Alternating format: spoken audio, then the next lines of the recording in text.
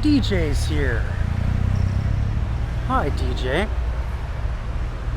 Today is Thanksgiving, so I'm walking around Rome all day so that people can have a little escape. I know it's not the best Thanksgiving for everyone. I know it's not for me because I would love to be in the States right now.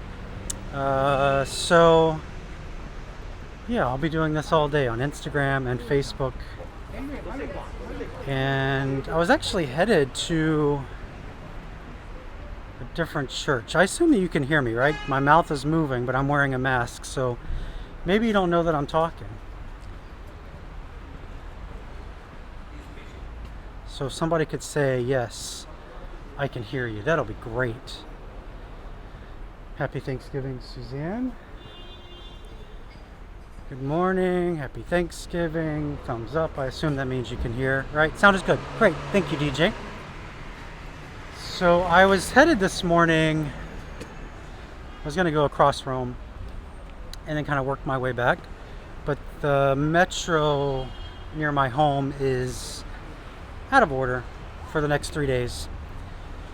So I didn't realize that, and I walked all the way to the metro stop and then decided I would start close to home and then walk further out into the city. So right now I'm in the Prati neighborhood, which is just behind the entrance to the Vatican Museums, if you're familiar with that area. So a lot of newer, like 150-year-old buildings in this neighborhood. I'm going to turn you around so you can see how beautiful this area is. First of all, you can see it's a gorgeous day here in Rome. What time is it? It is 12 o'clock, 12:22. But in the Prati neighborhood, we have a lot of modern buildings like this. And a lot of piazzas. So this piazza is surrounding a fountain you can see there by the trees. And a lot of these buildings are residential, so they're apartments. And they were built to house, well, people obviously. But unlike a lot of the buildings that were kind of sprung up over hundreds and hundreds of years in the center of Rome, these were planned to be residential and hold a lot of people at once. And so most of these buildings are built around a courtyard. They have shops on the bottom. You see them walking by, some cafes. And then there were also churches put in the neighborhoods, of course, because you need churches here in Rome. And so I'm going to take you to one of those churches right now that was put in after the Prati neighborhood was built, if it's open. Like, my timing is all off, so I might... Oh, it looks like it's open. Is it open? It's open. Good. I'll take you across the street first so that you can see the church. Because this is a church not a lot of people get to see because of where it is. A lot of visitors to Rome. If you're following my... No, this is not Piazza Manzini. That's not far, though. If you're following my Roman novena, this was one of the churches I visited. Named after Saint Joachim. So, all right, I'm going to show you this church. Look at this beautiful church. So the church is maybe about 150 years old or so. And there's a cool story behind it. So it was built to make reparations for sins against the Eucharist during the French Revolution. And so there was a French guy that was in charge of building it. And to get it built, he decided to sell mass intentions. So not the same as selling indulgences, but selling mass intentions. And when the Pope found out that he had oversold mass intentions, that they would never be able to have enough masses to pay for it or whatever, he decided that that was the wrong guy for the job. So he fired him and hired somebody else. And the guy that was hired came up with a unique idea, and that was to contact different countries and see if they would help finance the church. And I didn't realize I was going to be here, so I'm not going to have all the details 100%, but that's okay because you don't know them anyway. But I think there were 27 countries that chipped in to pay for this church to be built. All kinds of like Christian countries, Muslim countries, all kinds of countries. They just chipped in money to pay for this church. And then 14 countries paid a little extra to build their own chapel. So I'm going to take you in there in a minute and show you the chapel. But I want to show you, I'm zooming in here. You can see the cross at the top. And in Latin, below the cross, it says, under the sun you'll be victorious, which is what Constantine heard when he was going into battle. Then below that, so you have a statue there of Saint Joachim. So that is Mary's father, and there's a little baby Mary up there. Well, young girl Mary. So not something you see a lot. And then in this mosaic going across the facade, so that beautiful mosaic, in the center on the altar there, you see the Eucharist. Because again, this church was built for reparations against sins against the Eucharist. Reparations for sins against the Eucharist. So you have, there's a monstrance there with the Eucharist, and you'll notice there are people kneeling. So the sun is kind of hitting it, making it hard to see. But there are 5 figures kneeling. You can see those pretty clearly. Those represent the different continents. So the one on the far right that looks like an Indian, that's the Americas. And then we have Asia, and then over there we have Africa and, oh no, I'm sorry. That is America and Oceania, so like the Australia, New Zealand area. Then over here is Africa and Asia. And then in the middle, the one that's kneeling right in front of the monstrance there, that's Europe. Again, it's kind of hard to see because of the glare from the sun. I'm going to zoom out now. So again, this is the Church of St. Joachim, Mary's father. And another cool bit of history about this church is that during the occupation here in Rome, this church took in the Jewish community and also people that angered the Nazis and hid them. And so it has this little plaque here calling it a house of life, and it shows that they sheltered people who were persecuted by the Nazis. And what they actually did, I'm going to turn you around now so I can look at you. So what they actually did was, even the pastor didn't know. Well, like one of the, I guess the vicars of the church knew. And what he did was he put them in the ceiling of the church and he bricked them up. So you had all these people hiding in the roof, in the ceiling of this church. And I don't know how long they were up there, but they were there for a while. And they would bring them food and supplies, and they would sneak them in through one of the stained glass windows. And so then, of course, they were let out. But now that room is still up there. And there was an artist who like drew the people, and he drew some icons while they were hiding out in the ceiling. And I don't know if it's possible for like us to visit, but it's still open. Like the priest can walk up the stairs and open the door, and it's really cool. It's cool that they have that here. It's cool that this church in this neighborhood, this pretty modern church, played a role in saving people that were persecuted by the Nazis. I'm going to turn you around again so you can look at the pretty stuff. So I mentioned that 27 countries helped pay for this church. You see how we have all these signs up now for virus stuff. Kind of takes away from some of the beauty of the church. These beautiful columns, though, it's kind of hard to see with the sun, but they're pink. These were given by the Russians. It's a very beautiful pink marble. I'm going to take you inside. I don't know how well the signal will be. I don't know how well you'll be able to hear me, but we're going to give it a try because it is a gorgeous church. So again, I'm doing this all day on Instagram and Facebook. I'll be popping in and out of churches and going around to the sites of Rome. So we're going to go in here again, St. Joachim. I'm reading something here. Some papal event taking place. All right, we're going to go in. I'm going to be quiet. But if you have trouble hearing me, let me know.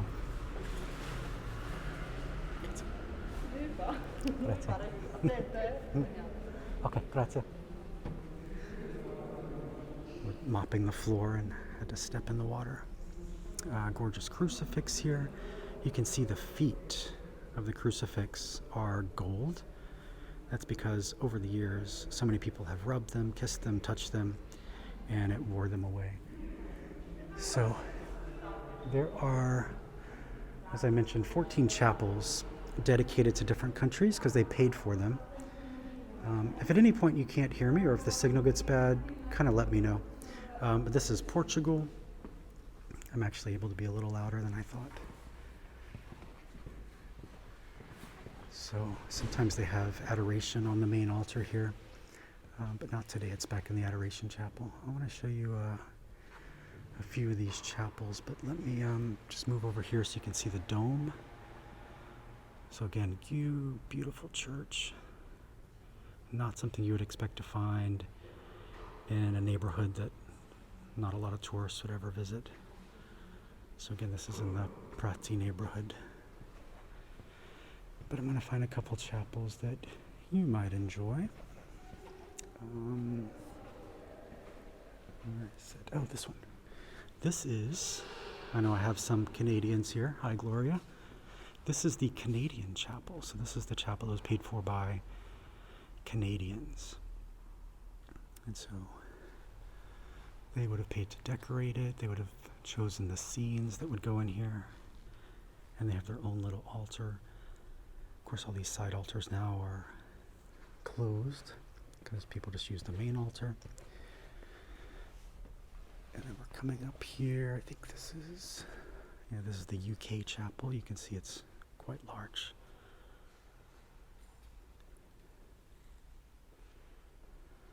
And it looks like this is where they're setting up for the Nativity.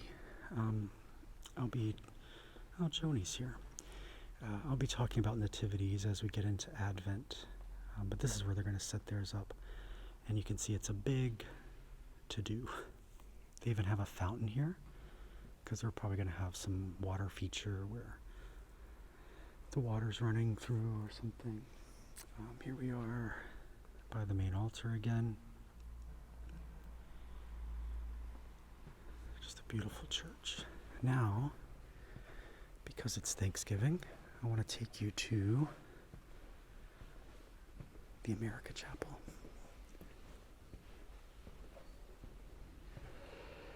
Something I love about this church is that you can really see that it's an active church. Like, see, they have the perpetual adoration schedule here. But anyway, this is the America Chapel. So this was paid for by the Americans. If you notice on the wall here, I'm not sure how well the light is, but you can see that this is written in English. Because again, the Americans paid for it. Up there you have American flag colors. But yeah, so this is our chapel. Perfect to visit on Thanksgiving.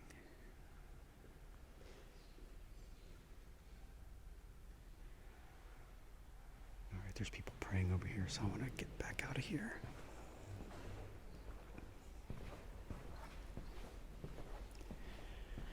Okay.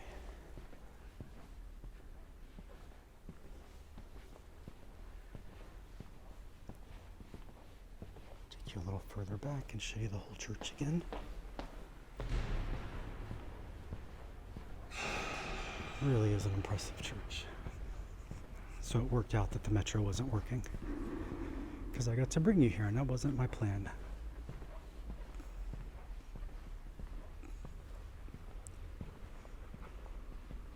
The floor is still wet from where the lady was mopping when I came in. Okay. This is the Church of San Giacomo. It's in the Prati neighborhood.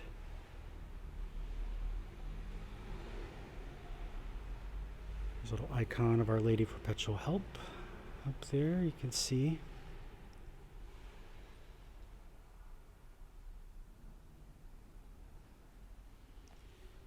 More chapels over there. They have the chapel for Italy, for France. There's a German chapel, Polish chapel. I think there's an Argentina chapel.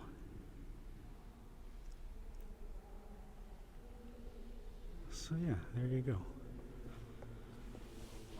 So if you want to say a quick Thanksgiving prayer, now is your chance before I head out.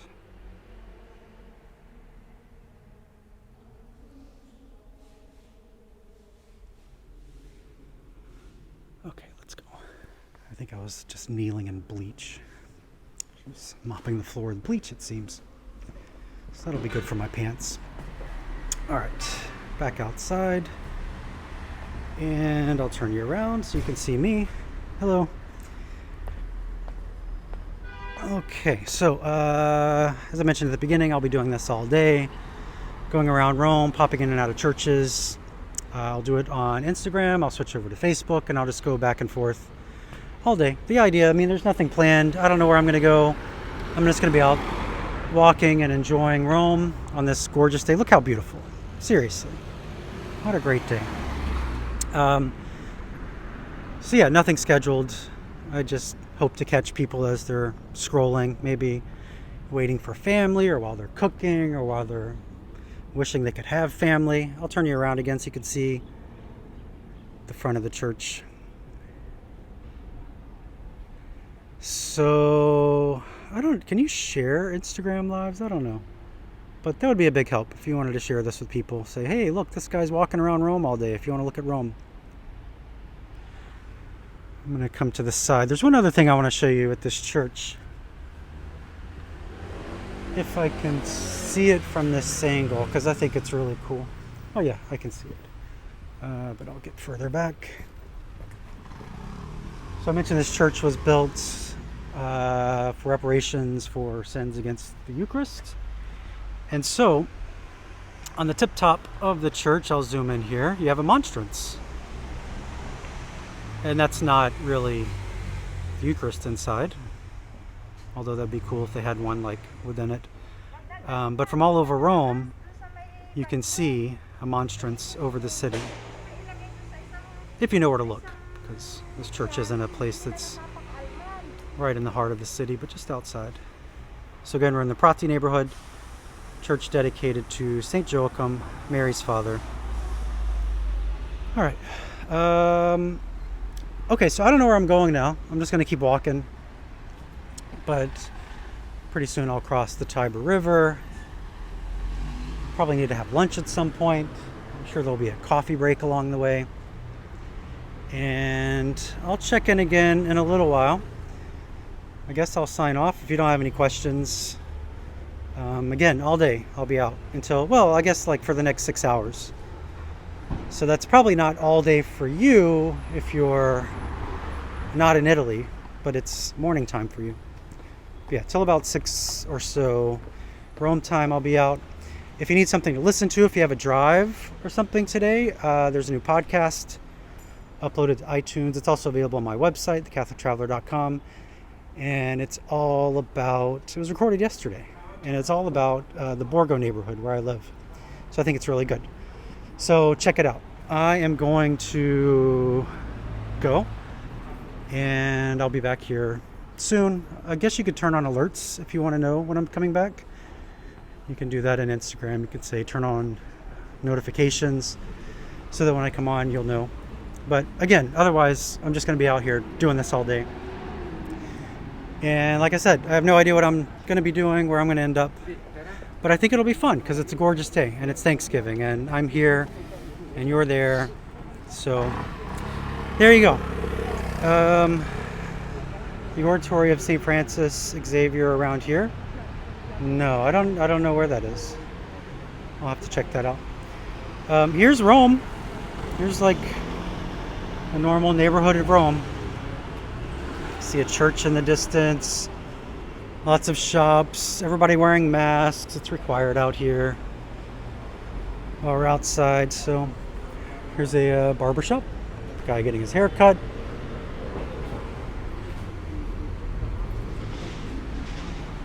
Oh, here's a nice. So a lot of the apartments. I was mentioning the apartments earlier in Prati. They have these big grand entryways. The temperature here today is in the 60s, I think. So it's nice. And then this street here is Colle di Renzo. This is a great shopping street. So it's not like a touristy shopping street. It's more for locals. So they have like clothing shops, like there's a L'Occitane soap store. There's a Nike store. There's Tiffany. So if you need some fancy jewelry. So those kind of stores. So not, again, not touristy. But they also have like local clothing shops and tailors and some grocery stores. What else? I think I'm going to keep walking. I'm not going to turn you off right now. I'll keep you on for a little while because I'm going to walk over to Piazza del Popolo. It'll take a few minutes to get there. But yeah, you can just look around the city of Rome. I should take a scooter sometimes. Like the metro is open, but my metro stop is closed. They're doing some restoration or work for the next few days. So you mean I should take like one of these scooters? I actually did that a few weeks ago. I took one of those scooters and it was miserable because I guess they're mostly made for streets that are paved. And oh, I see somebody from Toronto. Hey, so when I save this video, you should go back and watch because I just took you to a Canadian chapel in a church. Yeah, so anyway, I took one of those scooters that are made, they have those tiny little wheels, they're made for paved roads. And I was near the Pantheon and I was like, oh, I'll take one of these scooters. And it's all cobblestone over there. And it was like a painful bounce, jolt for however long until I figured out that I should get on a paved road.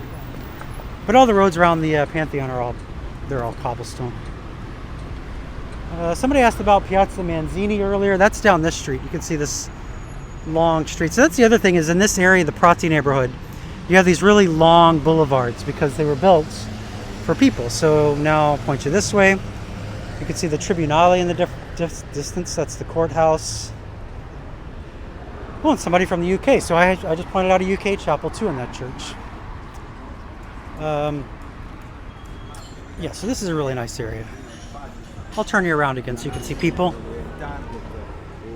People having lunch, people having a drink, coffee. Some nice fancy stores. There's some old guy in a wig with bubble gum.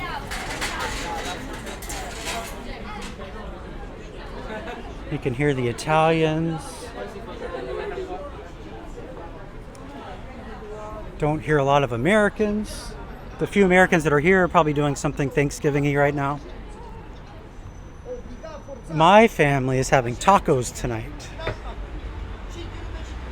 So my daughter and I went on a quest yesterday to find cheddar cheese. Went to the market and we were successful, so we can have tacos. Cheddar is not easy to find here.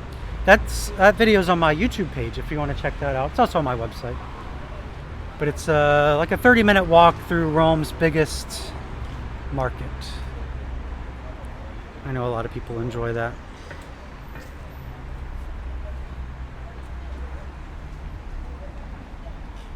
Okay, I still have a long way to go to get to Piazza del Popolo. Here's a nice building that doesn't look like it belongs in Rome. It kind of looks like it would be something you'd find in New England. It's all brick.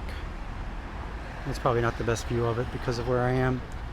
But I do like to show off some of the architecture, especially in this newer part of town. So, this is another pretty building. Lion heads above the windows.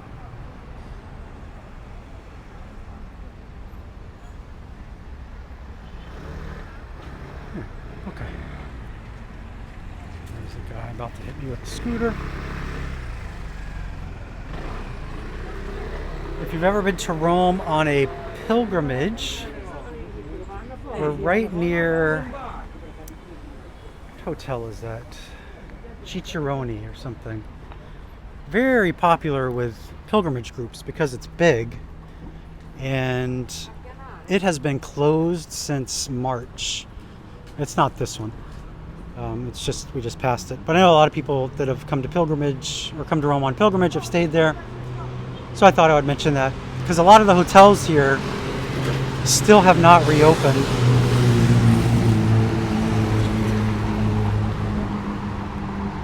Really good gelateria coming up. Oh, here's the Smart Car store. Not really that big in the States, but smart cars are popular here. They're so tiny. See one across the street there. So you can actually, you can see the smart car there. They can park in a spot, like where that guy is standing, by pulling in like forward. So they don't have to parallel park. Because they're like their length is the width of a normal car. So it comes in handy in a place like Rome. You can see it's just a normal day here. Thanksgiving's not a holiday in Rome, of course, because it's Italy. So everybody's just going to work, going about their day. Here's another pretty building.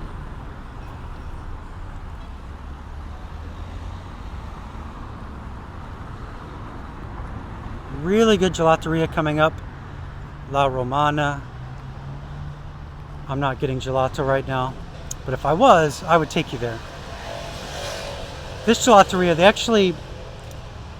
they only do cones, and when they give you the cone, they put chocolate in it if you want, either milk chocolate or white chocolate, and then they give you the gelato, and then they'll put like fresh cream on top. It's really, really good. All right, so we're gonna cross the street here.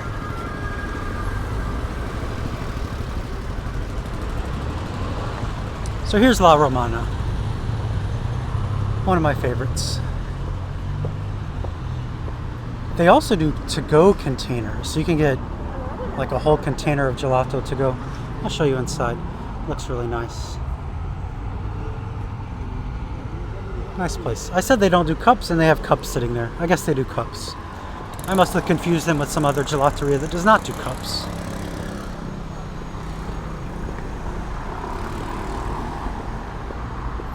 So another little piazza here.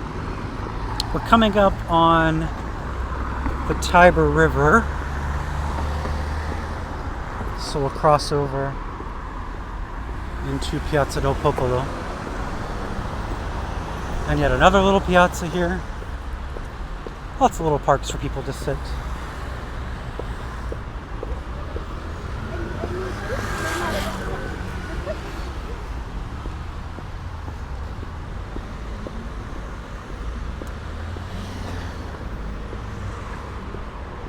I think when we... Oh, here's another building I like to show.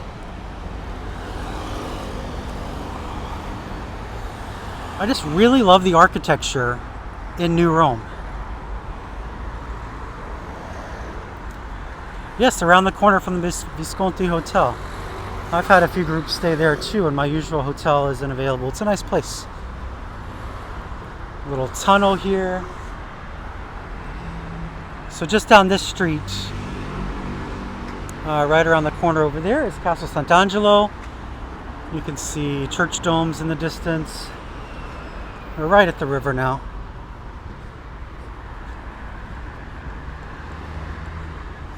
Good morning, Kate in Canada. I mentioned this a few minutes ago, but if you're just joining, I started by going to a church that has a chapel dedicated to the US, also dedicated to Canada, the UK. So you might want to check that out once I stop this. Okay, so now we're on the Tiber River.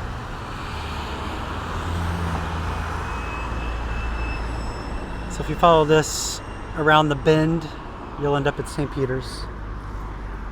I think I'm going to go ahead and stop. So I'm going to go to Piazza del Popolo. I'm going to switch over to Facebook though, because I want to give those people a chance to see Rome too.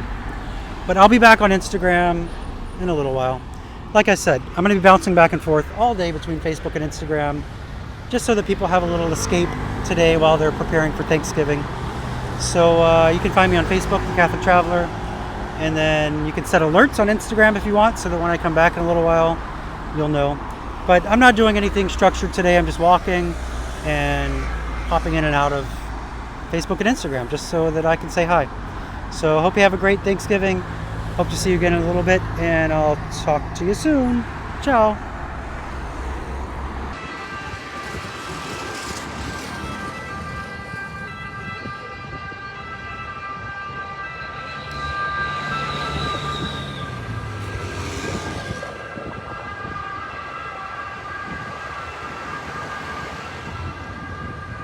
All right, we're live from Rome on Thanksgiving.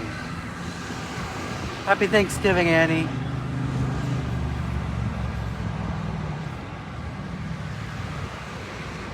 I am at the Tiber River. See, this is the Tiber right behind me. About to cross over into Piazza del Popolo. So I'll probably say this a few times, but I'm going to be doing this all day on Facebook and on Instagram. I'll be popping in and out just to bring you some live video from Rome. Happy Thanksgiving, Barbara. I know it's a difficult Thanksgiving this year for a lot of people.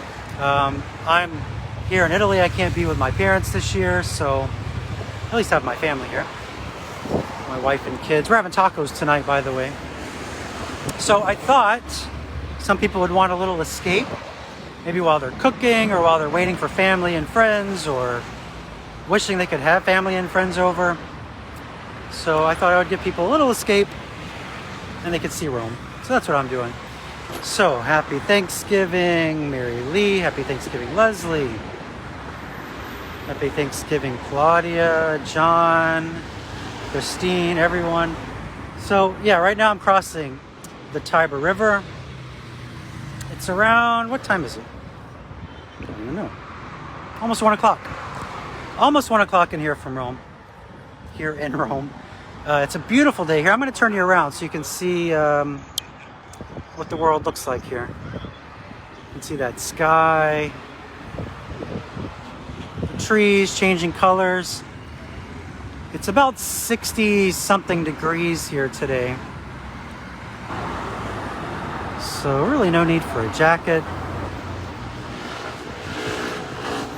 Yes, Jenny, I did find cheddar for the Thanksgiving tacos. I actually found turkey too, but our oven's too small for a huge turkey like that. Yeah, so I'm crossing the Tiber River. I already did a live on Instagram where I started in the Prati neighborhood, which is back there. I popped into a church and did a little church tour.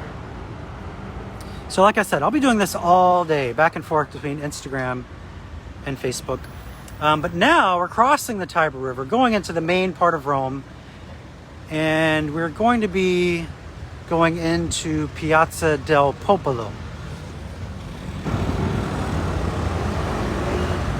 Happy Thanksgiving, Harmony, Tasha, Caesar. Yes, Doug, turkey and pasta. No, we're having tacos. No turkey for us. Happy Thanksgiving, Rachel. Good, I'm glad you're all here.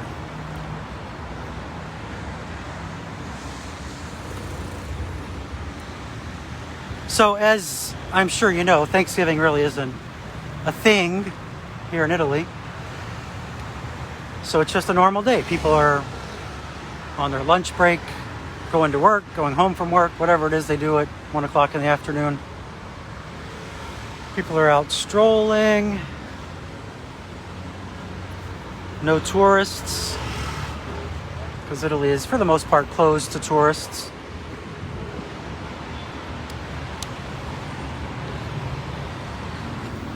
Happy Thanksgiving, Pamela, Marianne. So this is a gas station. People are always fascinated by this, but these are our gas stations in the city. So it's just a guy sitting beside a couple pumps, and you pull up on a busy street, pump your gas, and you drive away. So in the city, there's no room for like a traditional drive-in gas station with refreshments and stuff. So you have to make do with the space you have.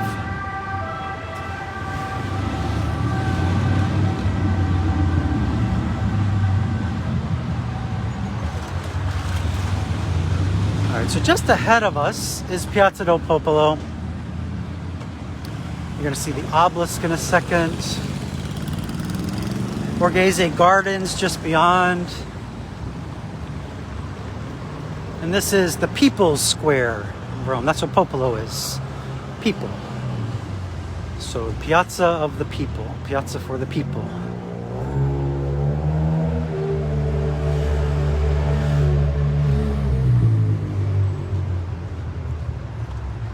This is where a lot of protests happen. We had some anti-lockdown demonstrations a few weeks ago. So some of those took place here. On New Year's, they have the big fireworks extravaganza here. They also do that on Rome's biggest holiday, the feasts of Peter and Paul, June 29th. So all the people gather in this piazza and they have fireworks that are shot off from the park just above it.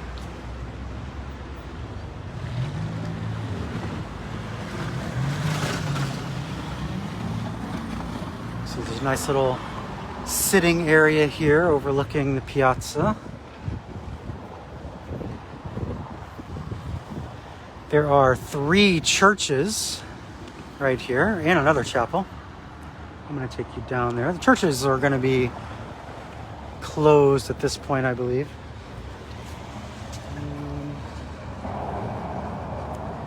Trying to find something here, so just bear with me for a second. Digging through my bag. But you're looking at Piazza del Popolo in Rome from the other side of the world, so that should be enjoyable. Okay. Found what I was looking for. Now I'm trying to get. I'm taking a picture with with a camera, so you'll just have to bear with me for a second because this is really pretty. All these roses, you see all the flowers, heart, shadows. Okay, I took my picture. Now we can walk. Oh, more roses. But I'm not going to take a picture of these roses. Very pretty. All right, so we're going to go down into Piazza del Popolo. For those just joining, I'm going to say this a lot, so apologies to those who hear it over and over. But today, for Thanksgiving, I'm going to be out exploring Rome all day. Well, all day for me, like until 6 p.m. Rome time. So for another 5 hours or so. Here's some Vespas. And I'll be doing live streams from Facebook and Instagram, just back and forth. So if you don't follow me on Instagram, it's The Catholic Traveler. And you can actually set alerts on Facebook and Instagram if you're interested, if you want to know when I'm going live. But I did Instagram earlier in the Prati neighborhood, and then I got to the Tiber River, and then I switched over to Facebook for you. So now I'm bringing you here. So here we are, Piazza del Popolo. Hey Bob, good to see you. Happy Thanksgiving. All right, so we're in Piazza del Popolo. Just ahead is the Flaminio Gate. That was the main entrance into Rome, a couple thousand years ago. So people would enter the city through that gate into this piazza. You have a grand Egyptian obelisk right here. There would not have been a church there at the time. And then you'd walk down through the streets of Rome all the way to like where the Colosseum is. But now there's a church there, Santa Maria del Popolo, Our Lady of the People. So the churches are closed right now. They close for lunch breaks. so they'll be closed for a couple hours. But in that church, they have some Caravaggios. I don't like pointing this out, but a lot of people will know this church from, what is that book? Dan Brown book. Oh, good, I can't remember. Whatever that book is that he wrote about Rome is. Not Da Vinci Code. Angels and Demons. So one of the big scenes took place in that church. And again, it's worth more than that, but that's how a lot of people that have never been to Rome know that church. So then right across from that is a chapel. And then we have two twin churches right here. So two nearly identical churches side by side. So if you ever wondered how Rome ended up with nearly 1,000 churches, it's because they put churches everywhere.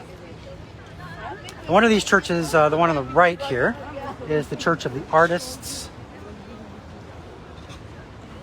So funerals for artists take place. That's kind of their home church.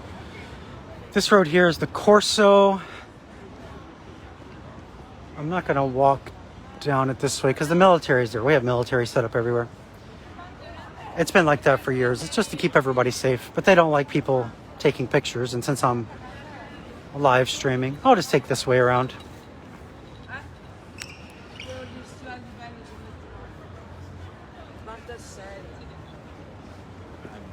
So we're going to take this street. This will take us to the Spanish Steps. So we'll be at the Spanish Steps in a few minutes.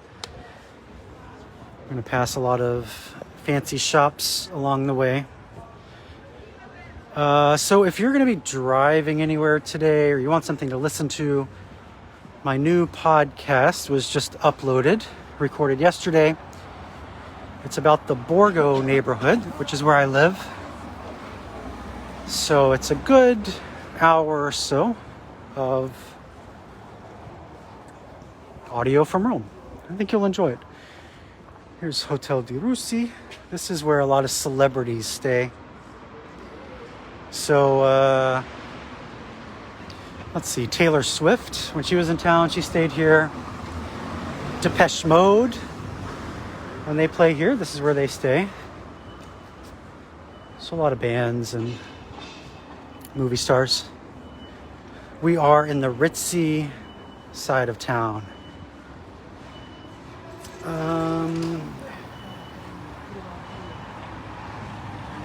Yeah, I'm not going to go to the Pincio today.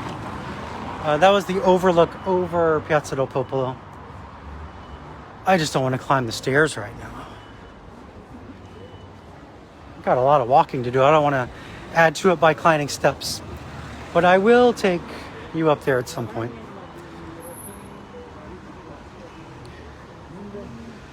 Drew was listening to the podcast just now. Good. That's great. Yeah, so the podcast, it's my friend Joni and I, and we've traveled together quite a bit. She works for the Diocese of Nashville as the, I just forgot her title. Something with, religious formation for the diocese. How can you listen to the podcast? It's on iTunes. It's also on my website, thecatholictraveler.com. There's a link for podcasts. So I have it embedded there. But you can subscribe on iTunes. And if you do, it would be a huge help if you could give it a rating, preferably 5 stars, because it's new. This is only our 5th episode. And that's a big help for a new podcast. But anyway, Joni and I, we talked about doing a podcast about 4 years ago. And then finally, 1 year ago, we decided to do it. And so we recorded a few episodes, but I wasn't quite happy with the quality. Turns out the quality's fine. And so we finally posted them about a month ago. But the episode today is our first new episode because we actually recorded it last night. Nelson Little, yes, thank you. Happy walking. It is beautiful here. Gorgeous day. Low 60s. Perfect day for being out. And I'll be doing this all day long between Facebook and Instagram. just to keep people entertained. It's also to keep my mind off of the fact that I am not in America for Thanksgiving, because Thanksgiving is my favorite. And usually we try to go back for Thanksgiving to be with our parents, but obviously that's not possible this year. So, of course, I'm still in Rome with my family, wife and kids, but it would be nice to see our parents. The last time my wife and kids were in America was Thanksgiving last year, so it's been a full year, which is crazy. Oh, here's the Anglican Church. We're not going in there. Have I found cheddar cheese? Yes, we did find the cheddar cheese. Actually, I posted a video on YouTube. My daughter and I went to the market, Trionfale Market, yesterday on a search for cheddar, and we did find it. But it's a good video. It gives you a tour of Rome's biggest market. So you see all the butchers and the fish people and the fruit and vegetable stands. I think it's good. But yes, we did find cheddar. And funny thing, I ate all the cheddar when we got home. And so I sent my kid back to get more cheddar this morning. So she went on another cheddar hunt. But we knew where it was this time, so that made it easier. So, walking down the street here, Spanish Steps coming up in just a couple minutes.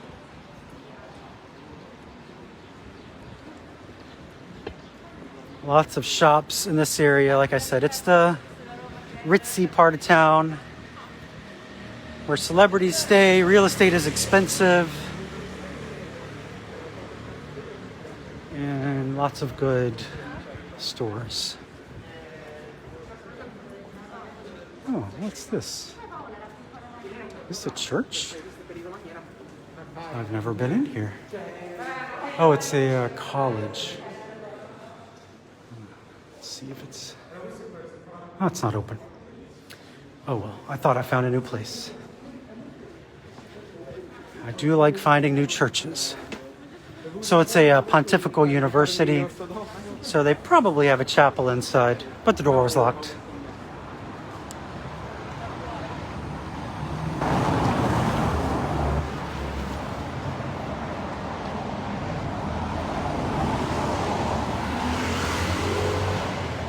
This road always seems a lot longer when I'm trying to get to the end of it.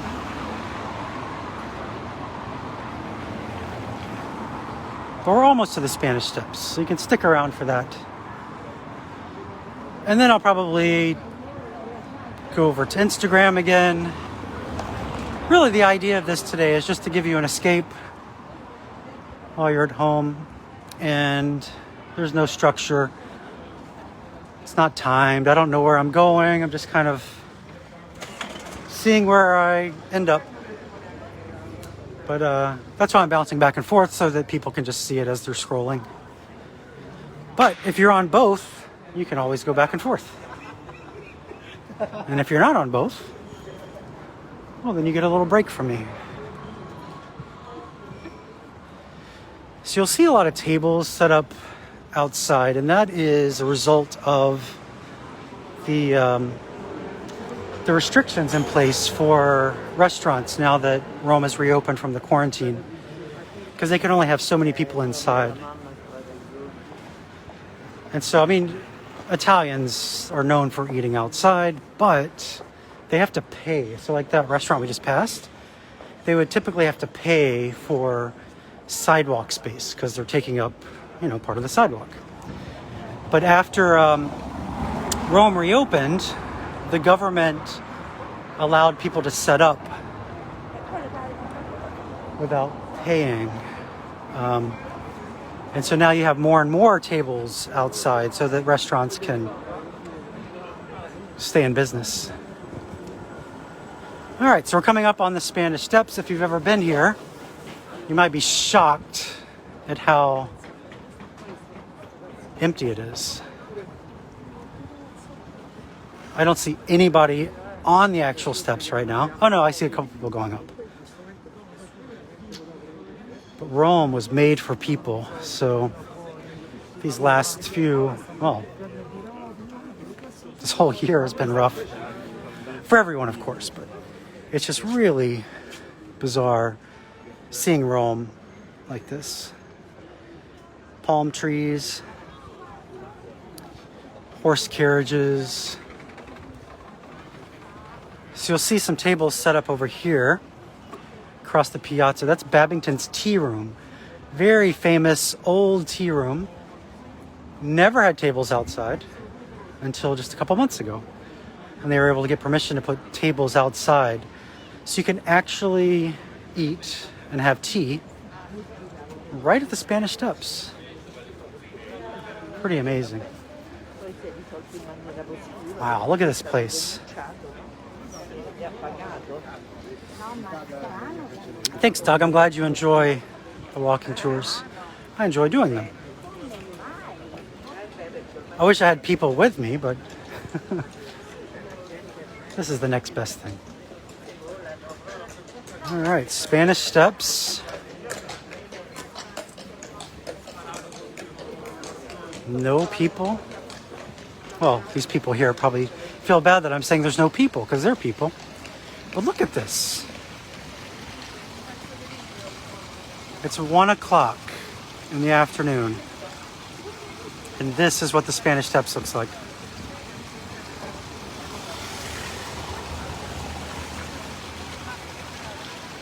Incredible.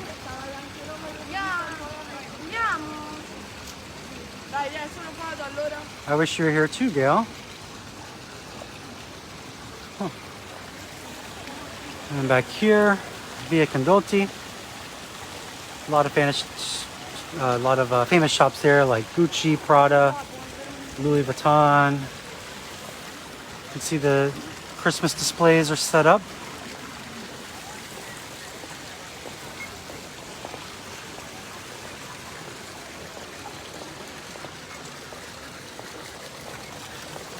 Amazing.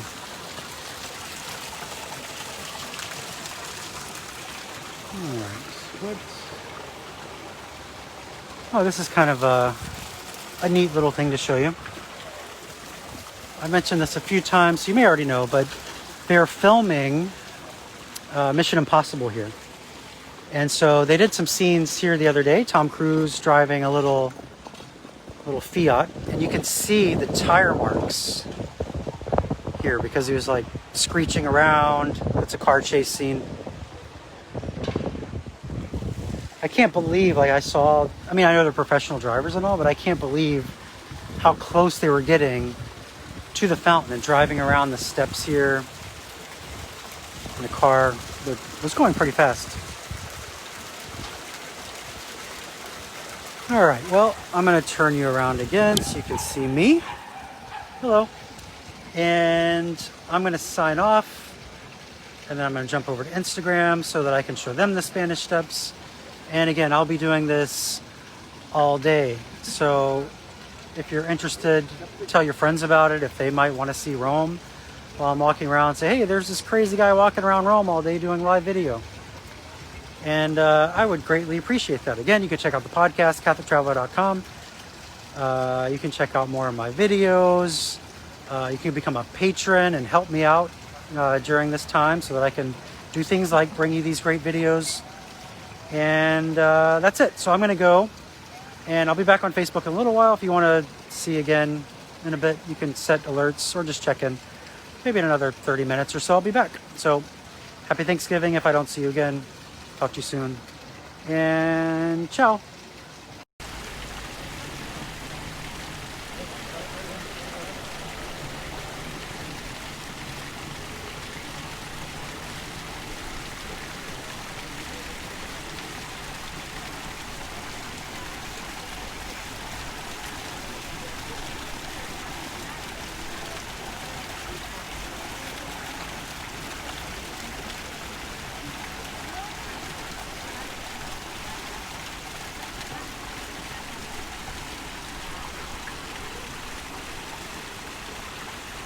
Welcome back, everyone. Yes, DJ, Spanish Steps.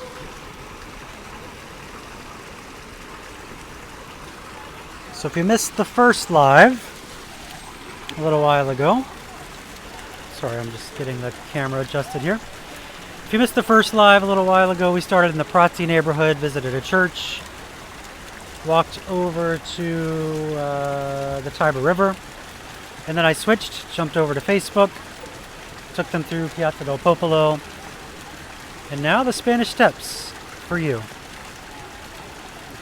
So the idea is I'll be doing this all day between Instagram and Facebook, walking all over Rome, doing some live streams. It's a way to keep my mind off of missing the States for Thanksgiving, but also because Thanksgiving is difficult for everybody this year. So it gives you something to do, maybe while you're waiting for people to come over, or you're cooking, or wishing people could come over. A little escape to Rome. So standing at a very, very empty Spanish Steps. And I want to point out something over here. Yeah, the weather is amazing today. It's mid-60s, blue skies, not even jacket weather. So I want to point this out over here because this is really cool. This is Babington's Tea Room, very famous tea house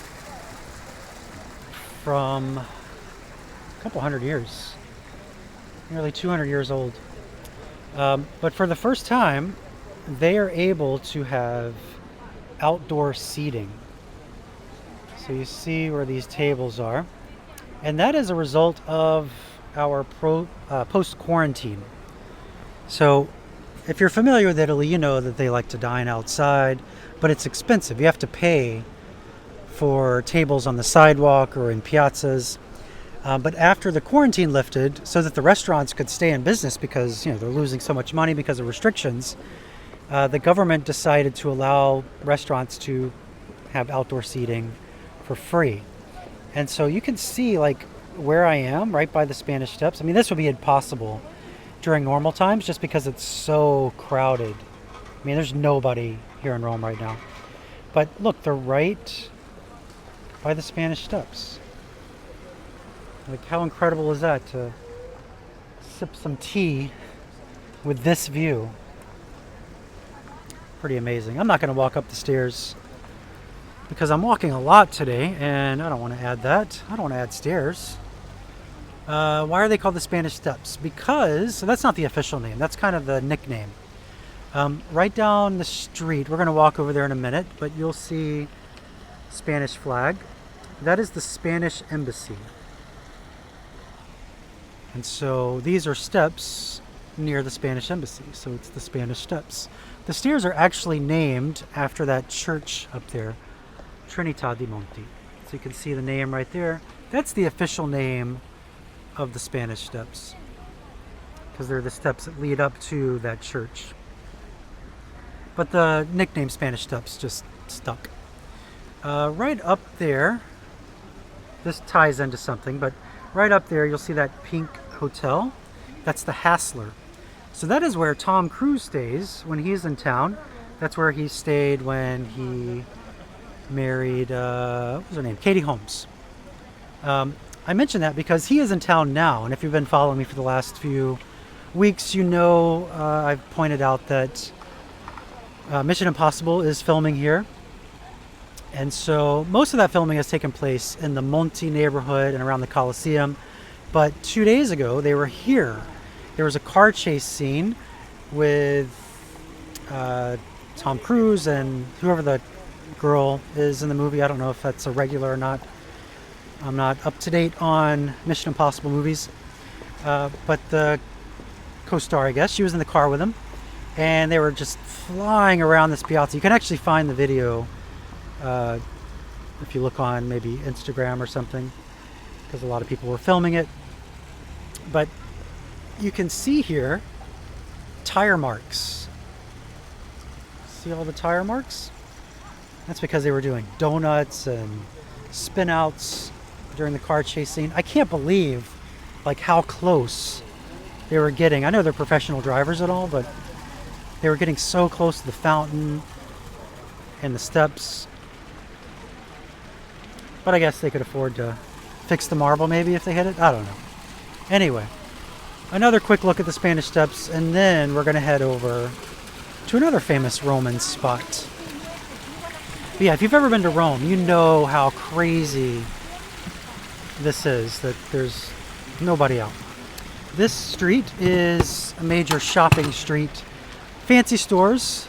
See Dior, we have Prada, Louis Vuitton, Hermes, all down this street.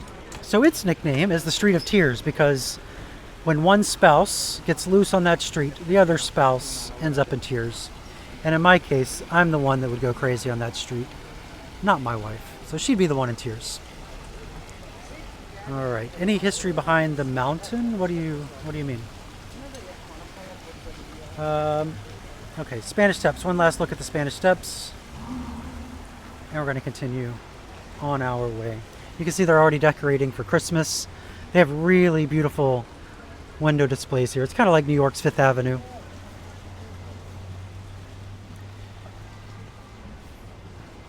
And I'll turn you around for a second so I can say hi. Hi. Don't let the masks scare you.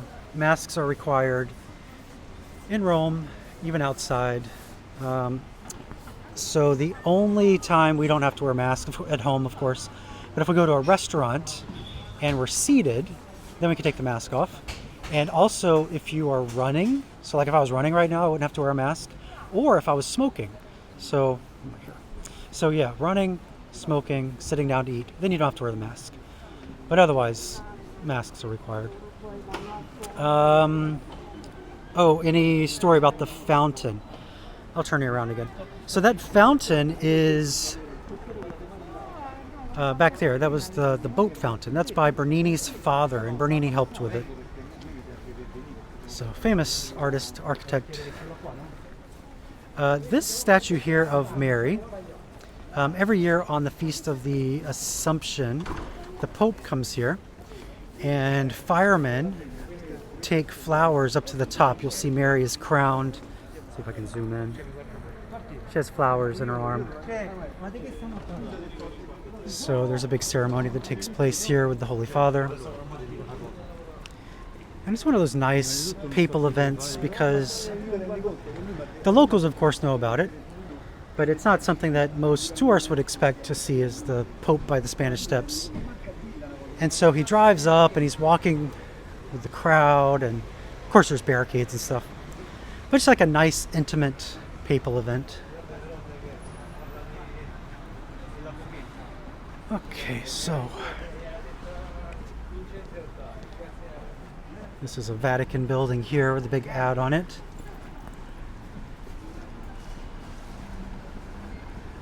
More shopping streets. All down here, more and more shops. So Thanksgiving, of course, isn't a thing in Italy.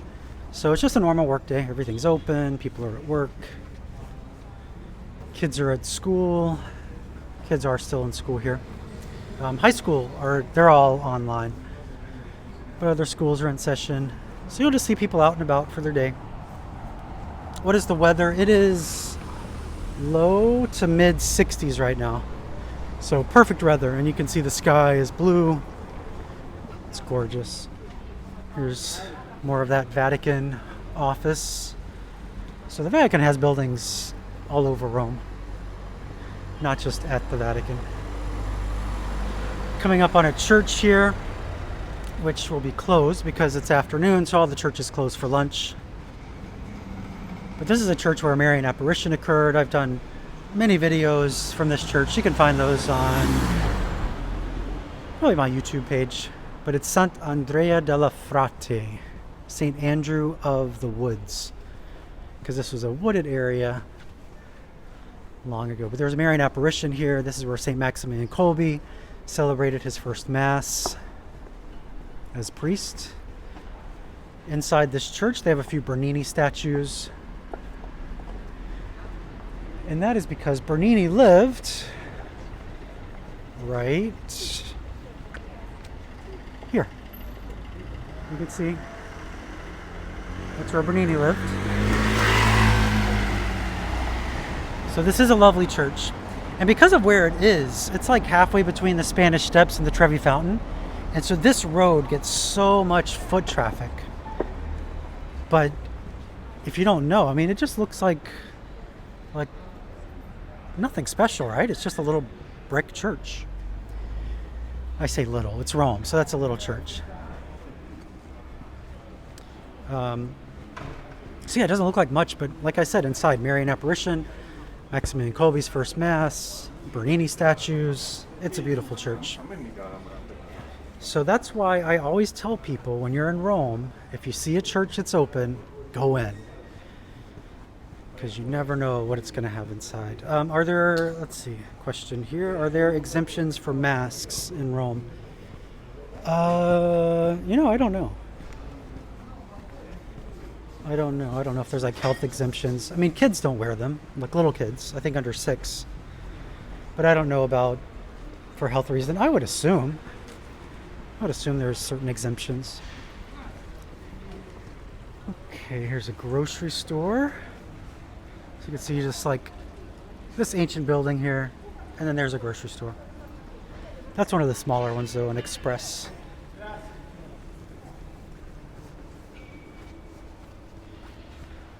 It's coming up on a busy street here, one of the main streets in Rome. But I don't see any cars. That's because Rome is very quiet right now. No tour buses. So that takes out a lot of the traffic because Rome is a very touristy city, of course.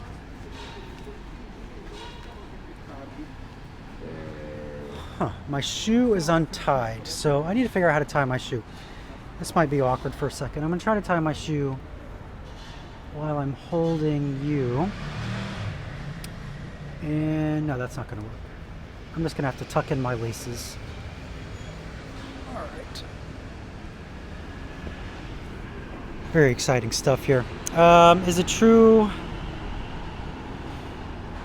Is it true when you visit a church you've never been in, you can make 3 wishes? I have no idea. I've never heard that, but you can certainly say 3 prayers.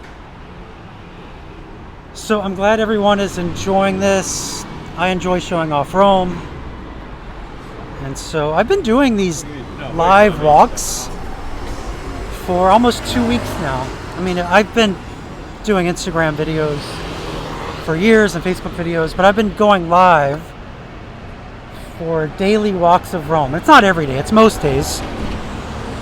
So if you enjoy that, I post them all on YouTube. So I do them live on Instagram or on Facebook, and then I upload them to YouTube. So you can find my YouTube page. You can get there from my website, actually, thecatholictraveler.com. And if you're looking for something to do today, like while you're driving, I just uploaded a new podcast, which you can find on iTunes, or again, you can go to my website. There's a link there, and it's all about the Borgo neighborhood, my favorite neighborhood in Rome, where I live. And it was recorded yesterday, so I think you'll enjoy it.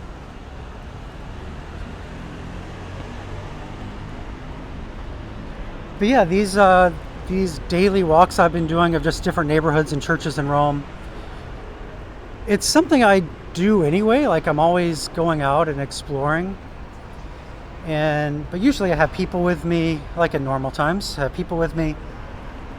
But working in tourism, there's no work, of course, and so I thought, why don't I just bring you along? Like, I just go live when I'm going to the grocery store or going to visit a church.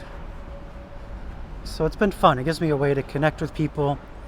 That's why I started doing the Tipsy Tuesday a couple months ago and the Second Cup Saturday, just so that I can talk to people, because I miss people. I have my family, of course, but like, my job for the last almost 16 years has been showing people places like Rome and the Holy Land and France and Spain and Portugal. And now I can't do that. Well, I can, because I have the internet, so I can show you. There's a beautiful building up here. Beautiful blue skies. Roman colors. There's a soldier here, so I'm going to try not to film him because they don't like that for obvious reasons. So now you should be able to hear water. Do you hear that? because we were approaching the world's most famous fountain, the Trevi, right down here. And something I love about the Trevi, and we talk about this in the podcast, because of the street that was built to lead to St. Peter's. But Rome was made to be approached like through a maze of buildings, and then you just pop out. You can see all these buildings here. There's a little road there, a church, another road, and as you get closer and closer, you can hear rushing water. And so it kind of builds to the excitement, and then you pop out, and look, you're at the Trevi Fountain. Have I ever thrown a coin in? Yes, I have. I don't now, but I have. And when I have people with me, I encourage them to do it too, because it's fun, it makes for a good photo. But the superstition is, if you throw a coin into the fountain, and it makes it into the fountain, then you will return to Rome. Yeah, the Trevi Fountain. And you can see here the piazza too, like it's not big. So there's not a lot of space. So it really is just this amazing experience to be walking through the streets, hearing the rushing water, and then bam, you're right here. And it's crazy how little people there are. And I know I say that all the time, pretty much every day. And it's because it is so shocking how few people are here. I'm going to move back so you can see the whole thing.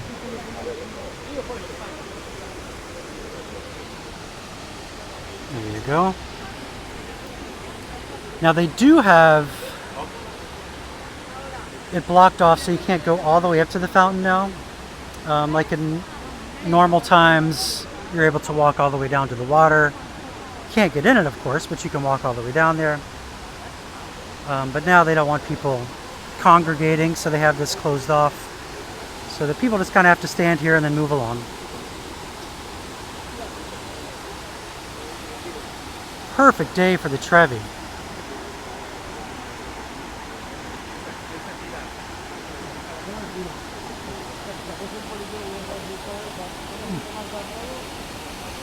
Alright, let's keep walking.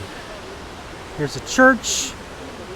Door is open, but the church is closed. They just have it open for ventilation before they close for their lunch break. Or I would take you in there. That church has the entrails of 27 different popes. So that is a very Catholic thing to have the innards of 27 popes. They're not on display. Unfortunately, that would be kind of cool to see. Alright, so now we're walking away from the Trevi. You can see back there again. So even if you're approaching it from this street, you see like a white building and you hear the rush of the water, but you don't get the full effect of the Trevi until you pop out right in front of it. How do people throw their coins in from so far away? Well, it's mostly Romans now, so they don't throw the coins in.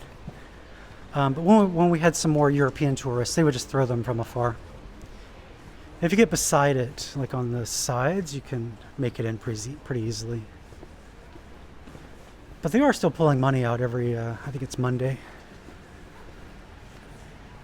Alright, we'll see how the signal goes as I'm walking through here. Some of these buildings are a little close together, so if you missed it at the beginning, pretty much all day I'm going to be bouncing back and forth between Instagram and Facebook, walking around Rome, doing live videos. Oh, I should have thrown in a coin for all of you. You're right. Well, too late. I'm not going back. And I don't have any coins on me. Maybe later. So yeah, back and forth between Instagram and Facebook, just to give people a way to escape to Rome for a little while today. Nothing is planned. I don't know where I'm going to end up. I don't know where I'm going. I'm just strolling. So if you want to see all the videos, you can actually, I think you can set alerts in Instagram. And maybe on Facebook too. So when I go live, it'll alert you. Otherwise, just when you have free time, you can pop in and see what I'm doing. And I'm going to share them too. So even after it's over, I'll post it.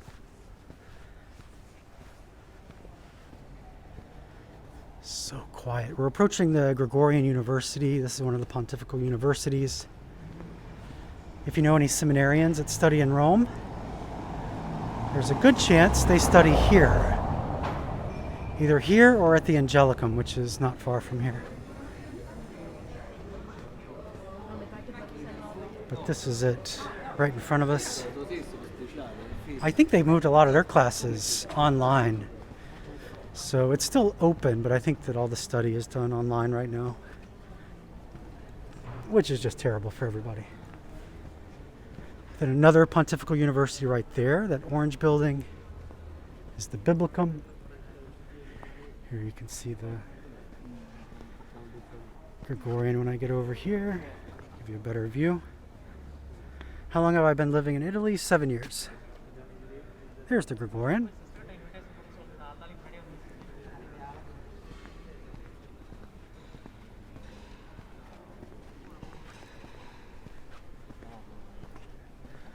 These buildings are so Roman. Like this little piazza here is just so Rome. Wouldn't you agree? This pinkish building here, that one there, that's where a lot of our American priests live. So if they're sent to study in Rome, so after they've already been ordained, if they're sent to Rome to further studies, they live there. That place is called the Casa Santa Maria. All right, so now we're going to go by my favorite restaurant, Abruzzi.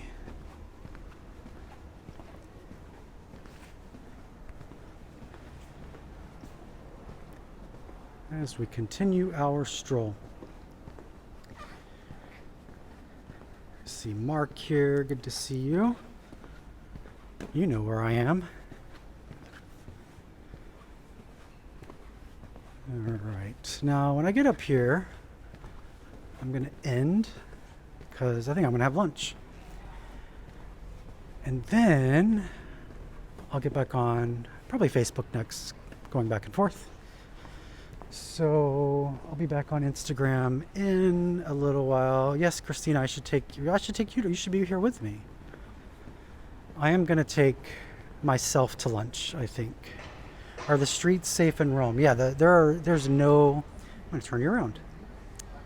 What did I do? Here I am. There's no violent crime in Italy, so it's a very safe place, pretty much at all hours. I'm going to go into Abruzzi and have lunch. And then I'm going to jump back on in a little while.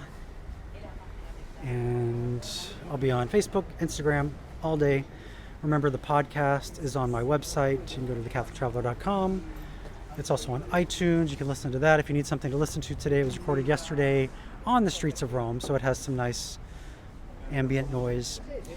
If you want to help me out with things like this that I do, you can become a patron. That information is on my website. That's a big help for me and my family. And yeah, I'm going to go eat. I'll be back on Instagram in a little while. I'll be on Facebook in a little while, so I will see you there. If you're not able to make it back, have a great Thanksgiving. And if you could, tell your friends about this, because they might enjoy seeing the streets of Rome today too. So, ciao. See you soon.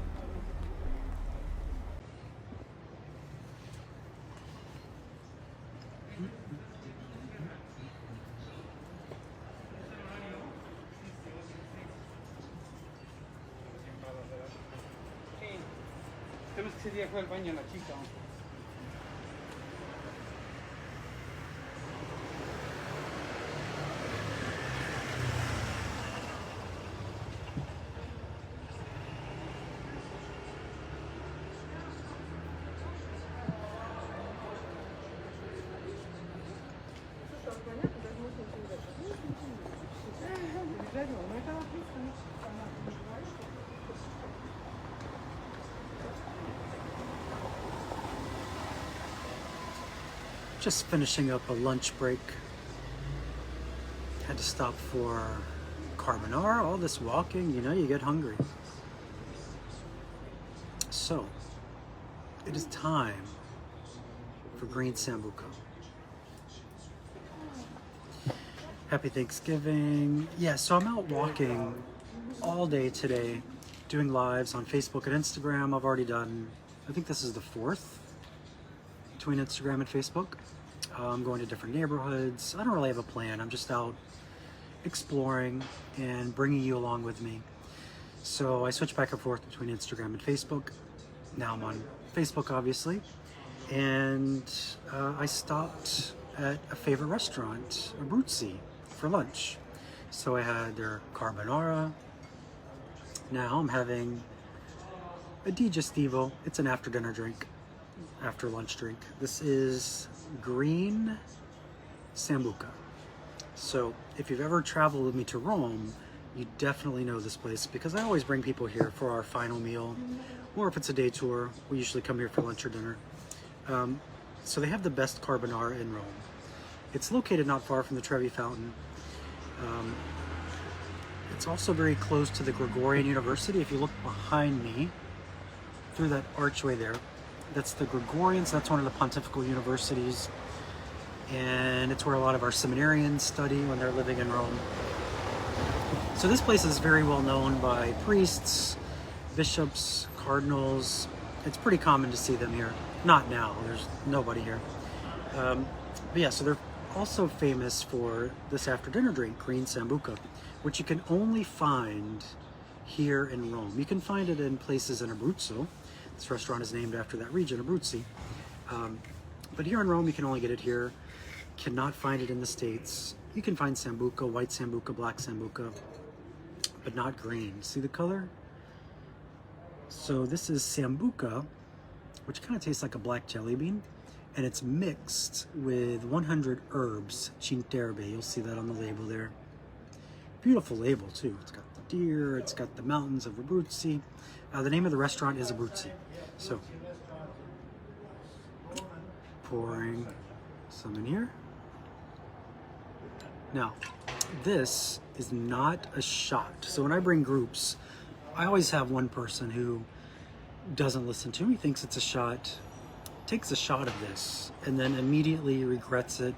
And oftentimes the person across from him regrets it too, because it usually immediately comes back up, like coughing it back up, because it's so strong. So you sip it like this. And it's really, really good if you like it. Some people hate it. Again, it tastes like a black jelly bean. I love it. And so when I come here, we usually have a few of these. I say it's strong. It tastes strong. It's, what is it, 38% alcohol? I don't know if that's strong. Is that strong? I don't know. It's very sugary though. And this is, of course, like food coloring or something. So that's where it gets the green color.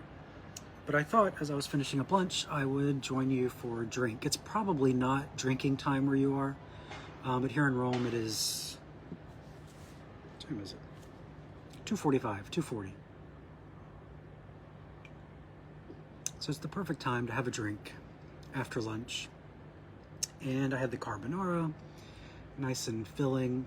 If you don't know what carbonara is, it's the way they do it here is a rigatoni pasta, and it's made with egg and guanciale, which is cheek meat from pig, and then they mix it up with pecorino and black pepper, and put a little Parmesan on top, and it's really, really good. Very traditional Roman dish, very simple. It's easy to make unless you mess up, because it's super easy to make, but if you cook it for like 1 extra second, the whole thing turns to like scrambled eggs on pasta. Nobody wants that. So I hope you are having an enjoyable Thanksgiving so far. I'm sure a lot of you are just waking up, just starting to cook or get ready for today.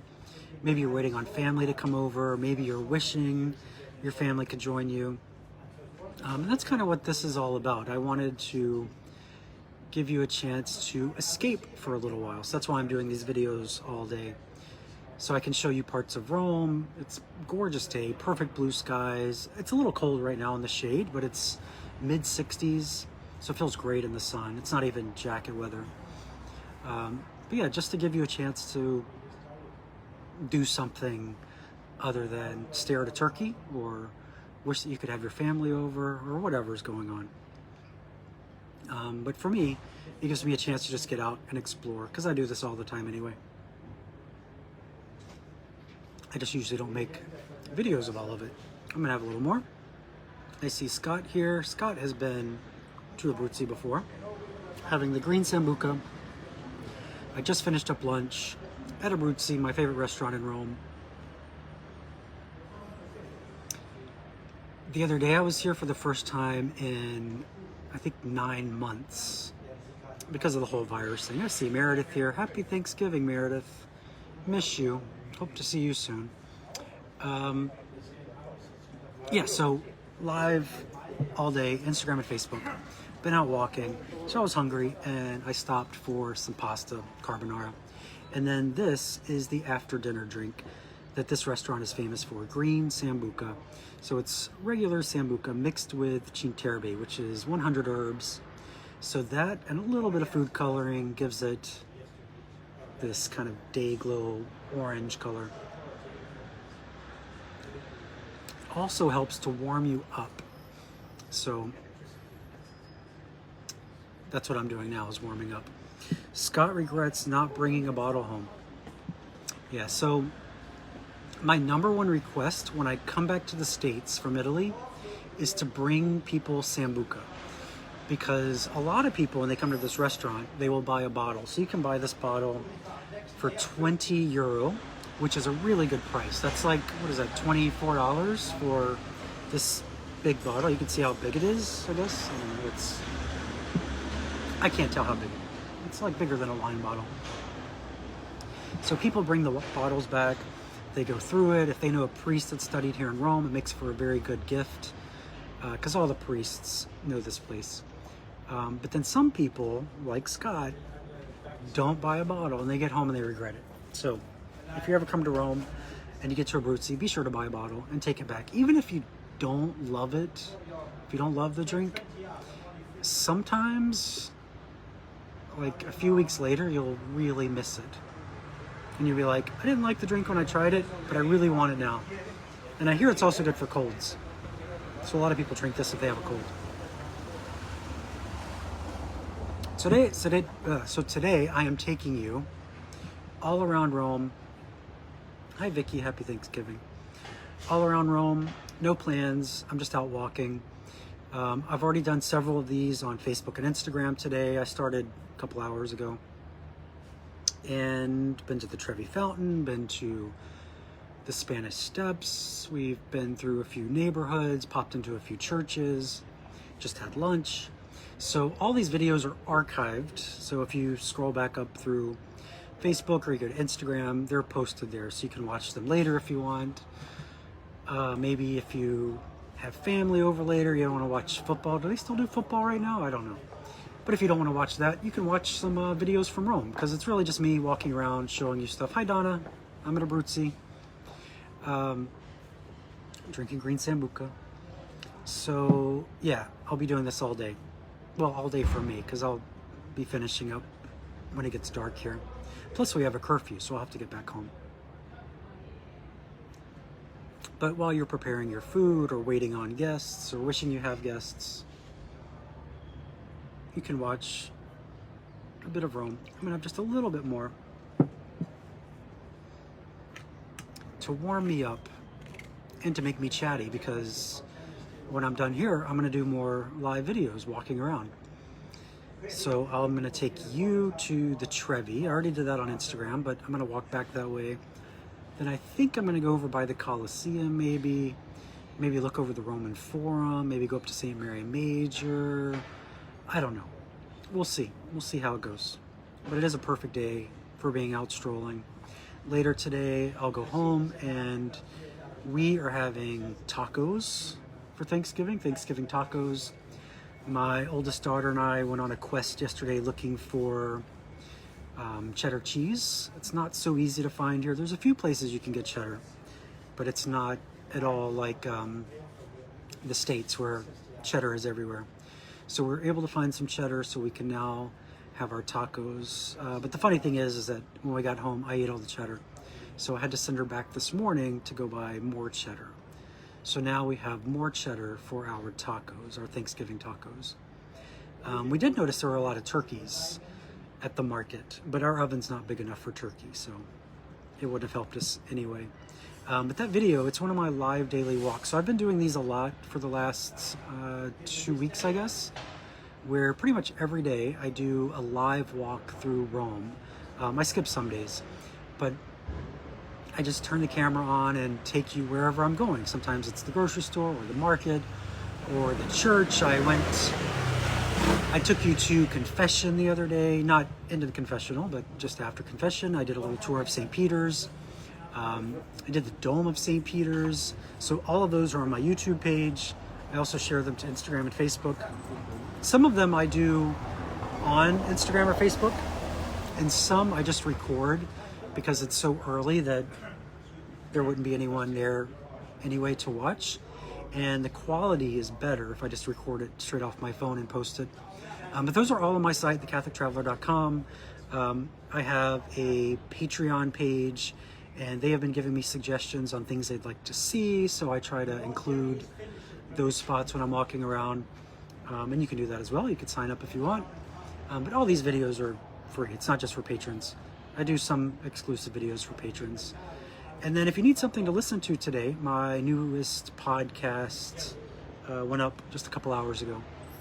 So you can find that on iTunes, the Catholic Traveler Podcast, or it's on my website, thecatholictraveler.com. Click on podcasts. Is it too late to bump up your Patreon membership for December? No. So I have 3 Patreon levels, and the top tier includes a gift from Rome. So I send a care package from Rome twice a year, and that's coming up next month. So yeah, if you go ahead and sign up now, Sharon, you can still be included for that for next month. Yeah, the newest podcast is about my neighborhood, the Borgo. And so it's really good. It's maybe 45 minutes long or so, and recorded on site. So you can hear the sights and sounds of the Borgos, the bells of St. Peter's, ambulance going by, motorini driving by. Those are the scooters, people talking. It's good. I like it. And it was recorded last night, so it's literally brand new. And it's all about the Borgo neighborhood. So talk about churches being moved, pyramids being torn down, cannons, people being crucified, all kinds of stuff. Stuff you probably didn't know, even if you've been to Rome before. So again, if you're just jumping on, I see a few people just signed on, Carmen and Rick, Kathy. I'm at Abruzzi. I'm having lunch. Well, I already had lunch. Now I'm having green sambuca. So it's an after dinner drink, digestivo, very famous at this restaurant. And when I'm done here, I'm going to walk over, I'm going to take you guys on Facebook over to the Trevi Fountain so you can see the Trevi. And as I mentioned over and over, I've been doing this all day, and I'm going to keep doing it for the next 3 hours or so, back and forth on Instagram and Facebook, just so that you can experience Rome, maybe while you're cooking or while you're waiting for people to come over. And it would be a huge help if you enjoy this sort of thing to tell your friends. I think there's probably like a share button on Facebook. I'm getting my money out to pay. There's probably a share button on Facebook, on Instagram. You can tell your friends, like, hey, there's this guy walking around Rome all day. Because maybe some other people will enjoy it too. I know that if I was at home, back in the States, I might like to see Rome. Maybe. I don't know.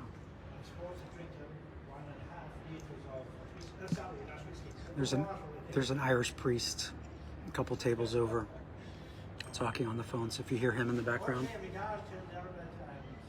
Oh good, my mom just texted, she just woke up. So my parents are up. That is really why I'm doing this today, because I love to be home for Thanksgiving. Grazie molto. Grazie. Francesco. Sì, dimmi. Ok, grazie. Thanksgiving is my favorite. Well, of course, I like religious holidays, but I love Thanksgiving, just being with family and friends growing up. all my friends used to come over to my parents' house for Thanksgiving. And so when I moved to Rome, the first couple of Thanksgivings we had here, and of course I have my wife and kids here, that's wonderful, but I missed just being in America for Thanksgiving. And so the last few years we've tried to go back for Thanksgiving and be with our families there.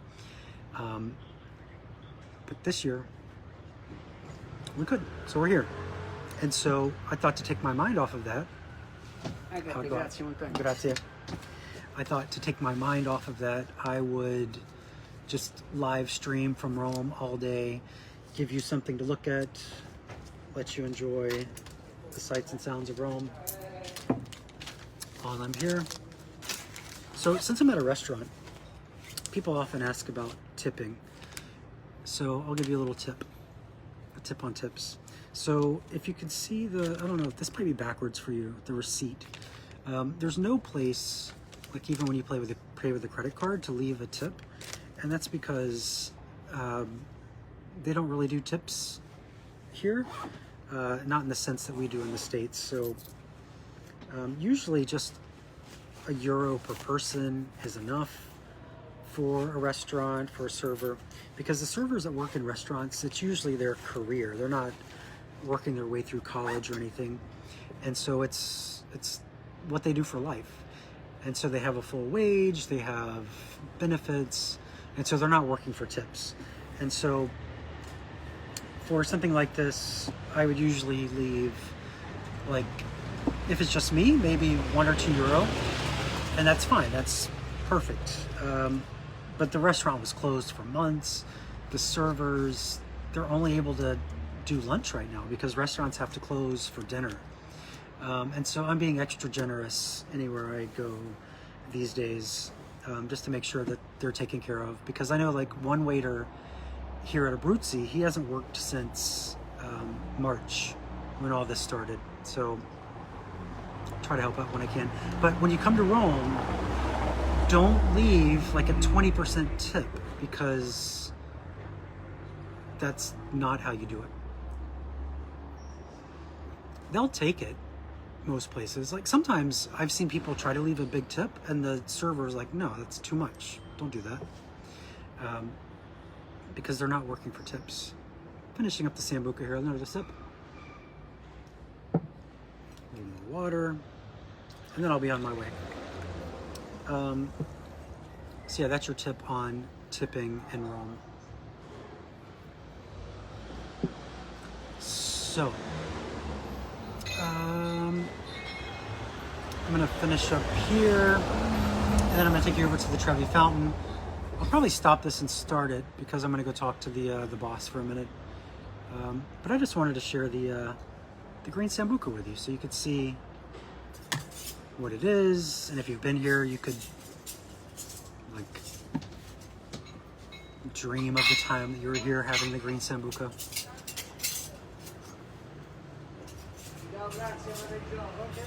There's nobody here. Rome is a ghost town. So, I'm going to jump off, and then in a couple minutes, if you're interested, I'll be back on Facebook. We're going to walk from Abruzzi over to the Trevi so that you can see that. Sound good? Sounds great. All right, talk to you in a few minutes. Ciao.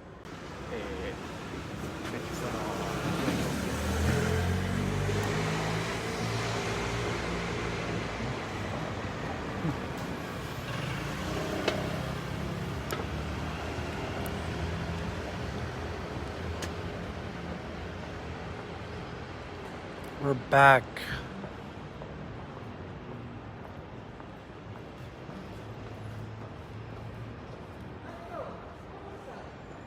Thanksgiving in Rome.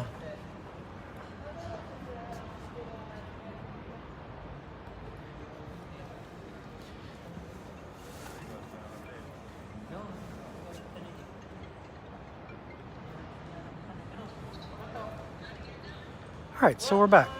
We're back live. Thanksgiving in Rome. All day I'm on Instagram and Facebook bringing you live streams from Rome. Just finished up lunch. Some of you may have joined me right here at Abruzzi, my favorite restaurant in Rome. So I had the carbonara, and then we had some green sambuca, and I explained all of that to those that were watching on Facebook. And then I went in to talk to the owner for a minute. And now we're on our way. So if you're just joining us, I'm doing Thanksgiving in Rome, where I'm bouncing back and forth between Instagram and Facebook and just live streaming from Rome all day. So right now I'm going to take you over to the Trevi Fountain. Any churches this afternoon? Yeah, so the churches will start opening again in about an hour. Here, I'm going to turn you around because it's a gorgeous day and I'm sure you would like to see this. Yeah, so later today I'll be going into some churches. But between the hours of 12 and 4, most of the churches in Rome are closed. We went into one earlier today, this morning, on Instagram. So like I said, I'm doing this on Instagram and Facebook, back and forth. So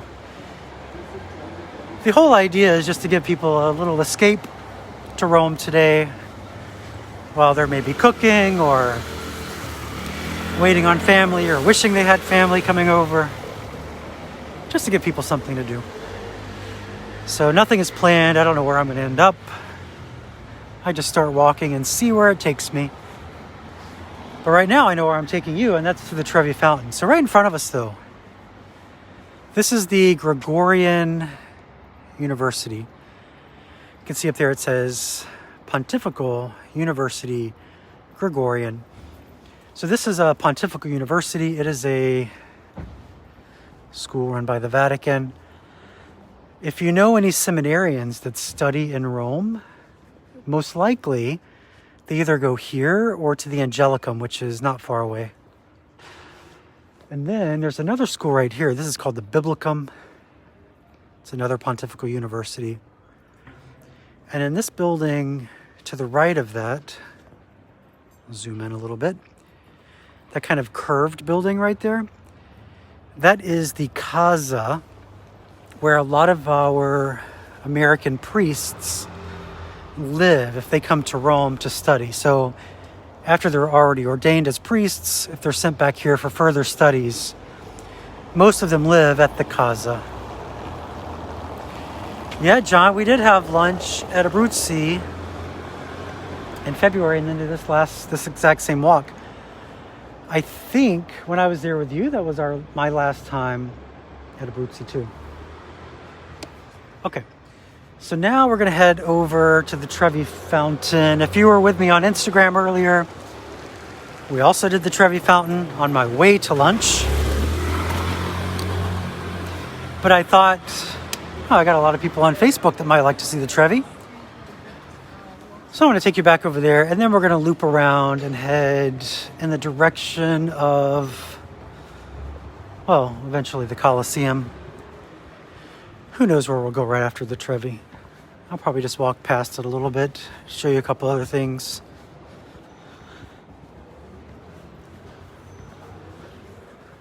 As you can see, beautiful day. It's probably low 60s right now, temperature-wise.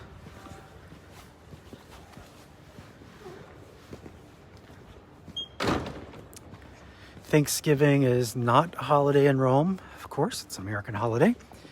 So people are just out and about as usual. Schools are in session. People are working. Look at that sunlight. Since it's around 3 o'clock, is it 3? No, it's 3:15, 3:10.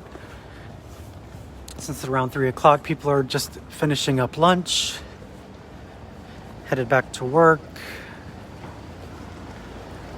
Churches will start opening up again in about an hour, 45 minutes or so. So, again, if you were on Instagram earlier and saw me do the Trevi, you've already heard some of this, but it's still fun to hear.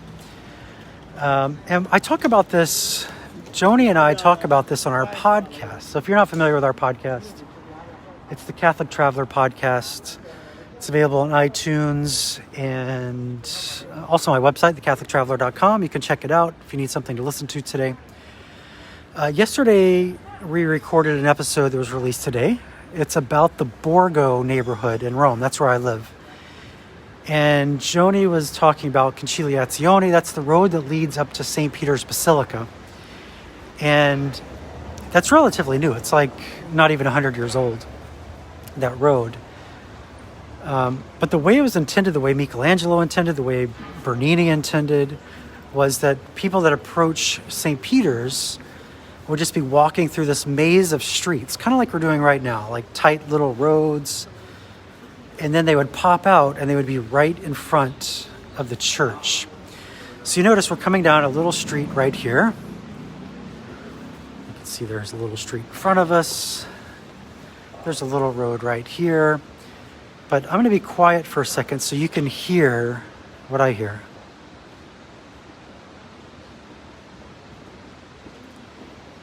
Do you hear that noise? It sounds like rushing water. That's because we are coming up now on the Trevi Fountain. And you'll see it just appears out of nowhere, basically.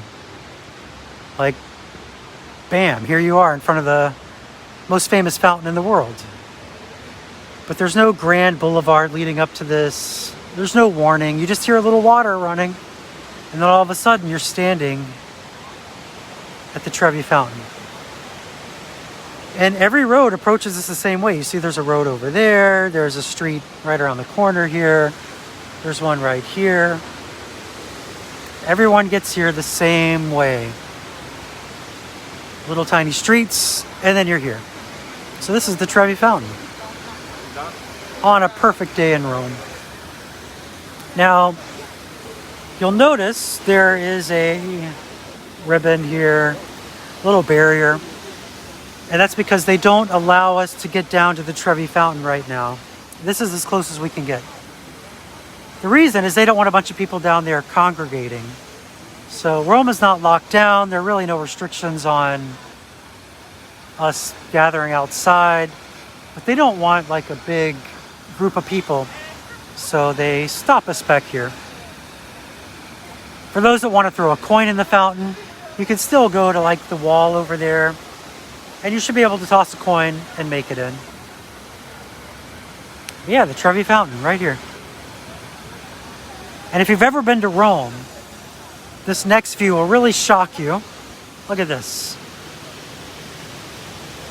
Usually, in normal times, this whole piazza here is packed with people all the way back.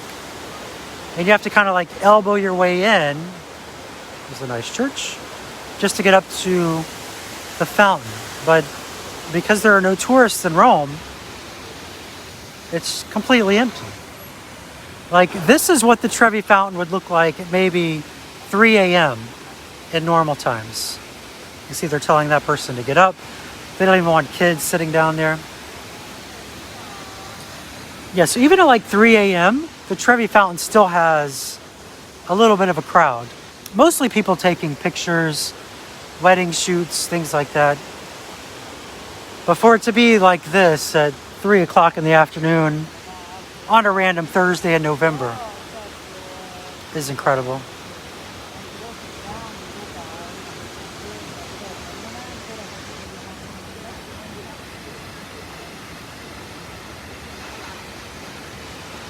All right, I'm going to walk up this street a little bit. And I actually need to go into a store, so I'm not going to take you to the store. When I get there, I will turn it off and come back in a little bit. Here's another view of the Trevi. You can see the water down here, right? There are not a lot of coins in there. I don't see any coins, actually. But usually people throw coins in. I think they make, what is it, 3,000 euro a day on people tossing coins in the fountain. All based on the superstition that if you get a coin in the fountain, you'll someday come back to Rome. But all that money goes to feed the poor, so it's not wasted. Yeah, really nobody throwing coins in the fountain now because Romans aren't going to do it. I want to show you a cool view. I'm actually not supposed to go in here, but... So this is a building. It's like an apartment building. You can see the sign there. Could you imagine if this is your view as you walk out of your apartment? Like every day, you just come out of your apartment and there's the Trevi Fountain. How awesome would that be? Okay, we're gonna walk down this little side road now. One more look at the Trevi from an angle you don't usually see in the pictures.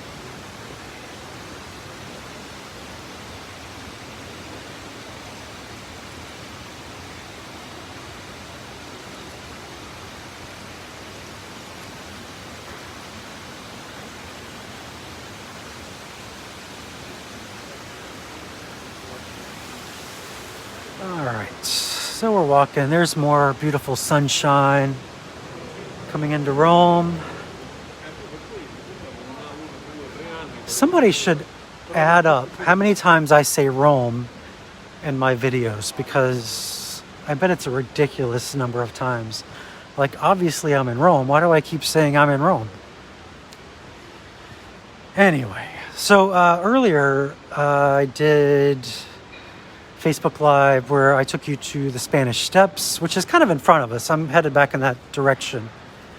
But I'm not going all the way in there now. I'm going to go up this street here.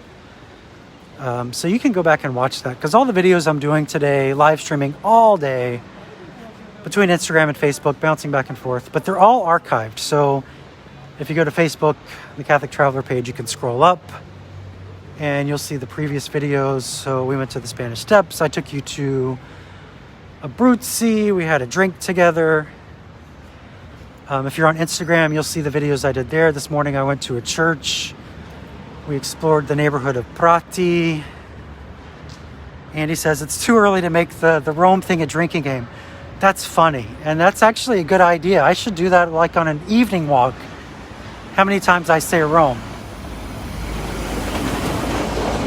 Because I notice that I do say that a lot in all my videos. I'll be like, oh, and look at the sunshine in Rome. And I don't know. I don't know why I do it. So, yeah, go back and you can watch those videos. Also on Instagram, what did we do? We already saw the Trevi Fountain on Instagram. And then when all this is over, when today is over, I've been downloading all these videos as I make them.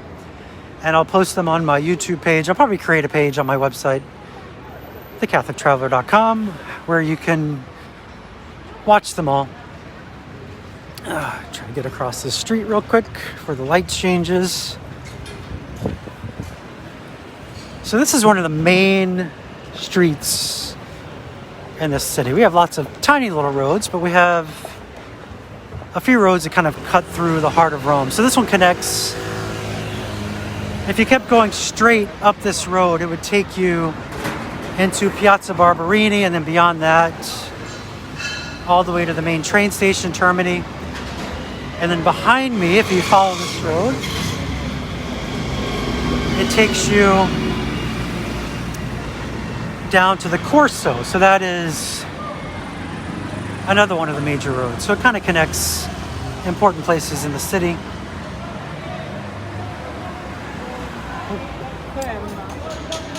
People don't look up from their phones when they're walking. I know how to hold the phone and look it up. All right, what am I doing? Oh, this is where I need to go. Okay, I'm going to turn you around for a second so you can see me again.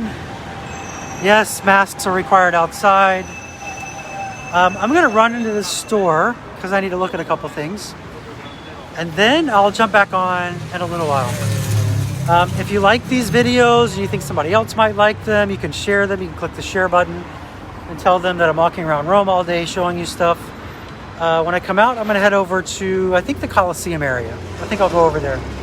So that'll probably be in like maybe half an hour, so I don't know. But you can set alerts to tell you when I'm back live. And if you follow me on Instagram, you can do the same there. Because like I said, I'm going back and forth. So that's it. I'm going to go in here. I'm going to do some shopping. And then I'll be back on live in a few minutes. So, ciao. Happy Thanksgiving.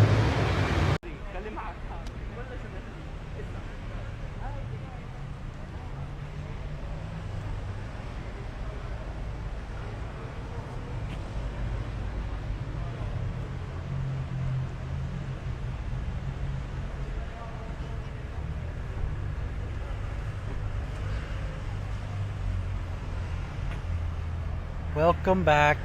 Back to Instagram. I'm in Piazza Santo Silvestro. Happy Thanksgiving.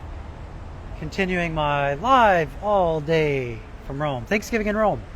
So I've been going, You're watching me instead of class. Good. This is much more educational.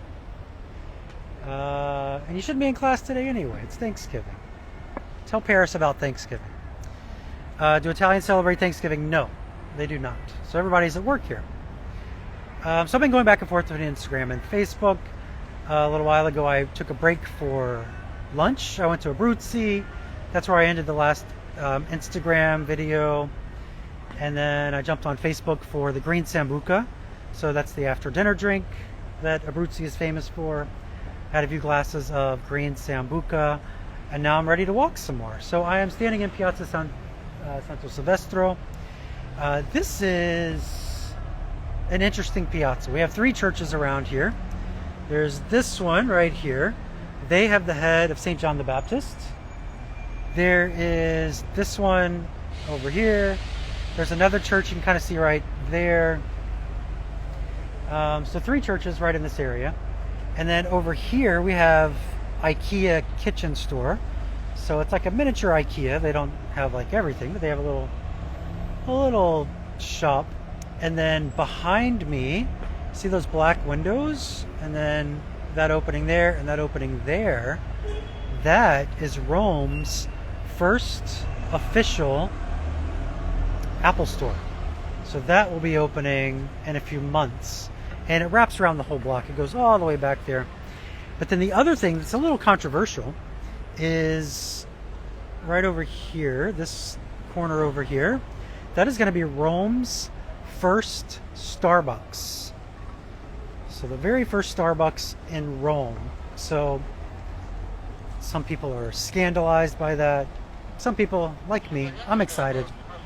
I'm excited not for the coffee, but because sometimes I just want like a peppermint mocha or something. So I don't think it's going to ruin coffee culture in Italy one bit. But yeah, the first Apple store in Rome. We have a couple mall Apple stores that are like an hour outside of the city, but this will be the first one in the city center. I'm going to turn you around here and let you see beautiful Rome. There's the Church of San Silvestro. No, I am not near the Neck right now. The old Neck. So you're thinking of the Casa maybe? I'm not too far from there. That's near the Trevi Fountain. Death by Chocolate in Piazza Navona. Tre Scalini. No, I'm not going there. I probably will end up in Piazza Navona at some point today. But Tre Scalini's been closed for a few weeks because of all the restrictions, lack of tourists, because it's mostly just tourists that go there because they charge, what is it, like 10 or 15 euro for a little scoop of chocolate gelato. It's really good, but it's also really expensive. So I've definitely been a few times, but they're hurting right now like most businesses in Rome, especially the restaurants. So we're walking around the Apple store. This will be the Apple store. I'm really excited for it. Just because I'm the kind of person that likes to hang out at Apple stores sometimes. So yeah, after the lunch at Abruzzi, after the green sambuca, I took the Facebook crew over to the Trevi Fountain, which I took you to earlier, so they could see the Trevi. And then I went shopping. I had to jump into the mall for a minute. And now I am back on Instagram taking you down. This is Via del Corso. So earlier today we walked through the Prati neighborhood. We crossed the Tiber River way down there, Piazza del Popolo, and then we walked over to the Spanish Steps, the Trevi Fountain, the lunch break. And so now we're back on the Corso. And I have been doing this all day, jumping back and forth between Instagram and Facebook. I'm really excited about this Apple store. They have security now. Like there's a guy right there. So over the last few months as they were building it, I've kind of poked my head in and took pictures. That's not really going to be possible right now. You can see what it's going to look like though. There's going to be trees, a little courtyard. Anyway, we're going to keep walking. So I'm going to go now over to the Pantheon, because after I drank all that green Sambuca, I got sleepy. So I think I'm going to go get a coffee. I had 3 glasses of the green Sambuca because I was explaining it to people on Facebook, and so I had to keep drinking it so that I could explain it. So yeah, this is how I'm celebrating Thanksgiving this year. Since I can't go back to the States, I'm bringing Rome to you. And it's been fun. I've been doing this for like, I guess 4 hours now. So once I go home in a couple hours, I will at some point save all these videos that are on Instagram and on Facebook and put them all on my website so that people can watch them there. For those that didn't see them all, we walked down this street earlier today. Oh, I love this part of town. Alright, I'm walking by some police here. They don't really like when you film, so I'm just going to point the camera at the wall for a second, because I don't want to anger anybody.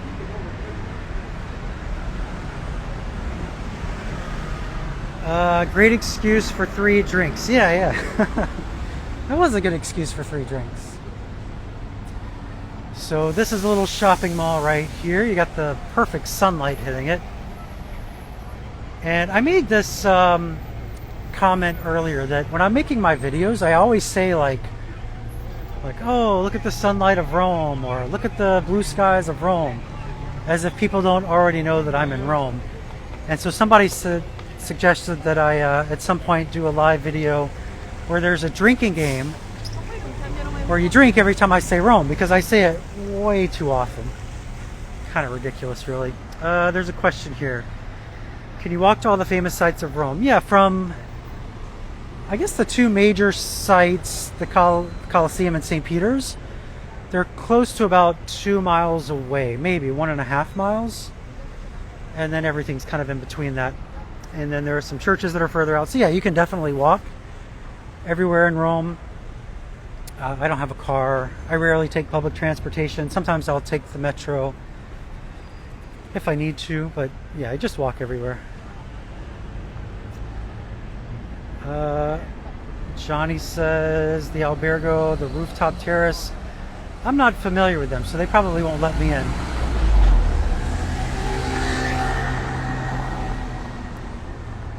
Monica says she would play my drinking game. Good. I think it'll be a fun drinking game. Hi, Laura. So hopefully everyone is getting ready for a lovely Thanksgiving. I know it's a little weird this year. I can't go to my parents. My wife can't see her parents. I have friends here and in France that can't see their parents. And then, of course, those of you that are in the U.S., you probably can't see your families either because of all the restrictions. So that's why I'm doing this, to bring a little bit of an escape to those of you back home while you're cooking or waiting for family or wishing you had family coming over. Just something to do. And it gives me something to do as well. Let's say Joni says, am I getting coffee? Yep, I am going to Sant'Eustachio. So I'm going to take you guys for a quick coffee break.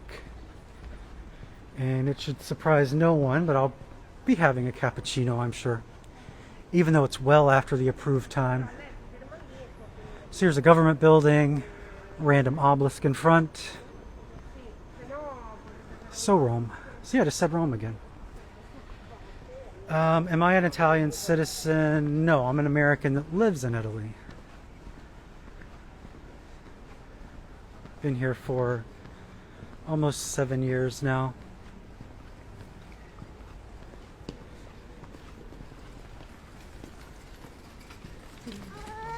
coming up on one of my favorite churches, although I very rarely go to it, Santa Maria in Aquiro. But we can pop inside. You may remember, for those of you that have been following for a while, I posted a picture. It was my first day out of quarantine, and I walked all over Rome all day. And I posted a picture of a church I went into where the sun, it was the first church really, I think, that I went into. The sun was streaming through one of the side windows right over the altar. That was in this church. So let's see, they should be open. Yeah, they're open. I'll take you in here for just a second. So this is not a church you would ever see anyone in. As you can see, there's nobody here. Oh, there's one person. And it's probably way too dark for you to see anything. They do not have any light. But it's a fine church. So we'll just go back outside.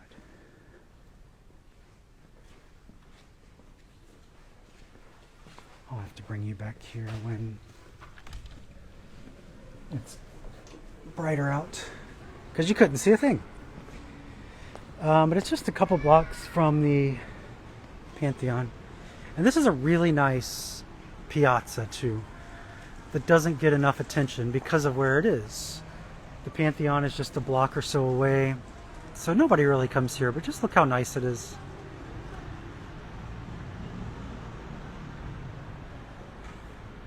Nice lanterns around the doors. Church is beautiful. I like it. Alright, so we are going to go down this little side street here. You can see they're already decorated for Advent. So you'll see lots of lights go up, and they keep them up through Advent into Christmas. And a lot of places keep them up all the way until the presentation. So just in front of me, it's kind of washed out, I think, but is the Pantheon. We're passing another famous cafe here, Cazadoro. But I rarely go here, even though it is good. And people often say that I need to go there. How was lunch? It was great. So I went to Abruzzi, I had carbonara, and then I had a few glasses of green sambuca. It was really nice. Am I having a Thanksgiving dinner? Yes, we are having tacos in a couple hours. So here we are at the Pantheon, the oldest continually used building in all of Rome. Almost 2,000 years old. It is closed right now, so churches are open. The Pantheon is a church, but because it's also pretty much a museum, an archaeological site, it is closed, along with the Colosseum and the Roman Forum and all museums. So it's one of those buildings that's complicated because it's a church and it's a museum. So it is closed, and I've mentioned this previously, but you'll see, like, these are just kids playing in front of the Pantheon, which seems normal enough, but in normal times, there are so many people here, all tourists, that this would be impossible. So it's really awesome to see the Romans enjoying their city. A few days ago, I saw some people having a picnic in the columns of the Pantheon. Of course, there are people around the fountain here. But if you've ever been to Rome, you know how crazy this spot is. And since they reopened right after the quarantine, they have done temperature checks. And so, although there are not a lot of people waiting to get in, it still takes a while to get in. But I love this about Rome right now. I hate that people aren't here, but I love that the Romans can enjoy their city like they haven't been able to do in decades. Like, it's just crazy. Kids are riding their bikes and playing in front of the Pantheon without having to worry about tourists or whatever. That's awesome. All right, so we're going to walk over here. Again, there's some soldiers over here, so I'll kind of tilt the camera away from them so I don't make them nervous. See some American guy filming them walking around. All right. And then here is the side of the Pantheon. You can see the sunlight hitting it. Still lots of taxis over here. This is one of the taxi stops in Rome. So, see, I said Rome again. My goodness. Yes, there is still the salami place over here. It's still... a lot of locals go there.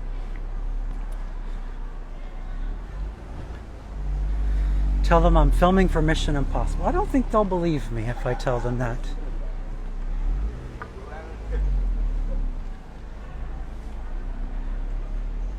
Another beautiful site, just a couple random columns on an old building, some ivy.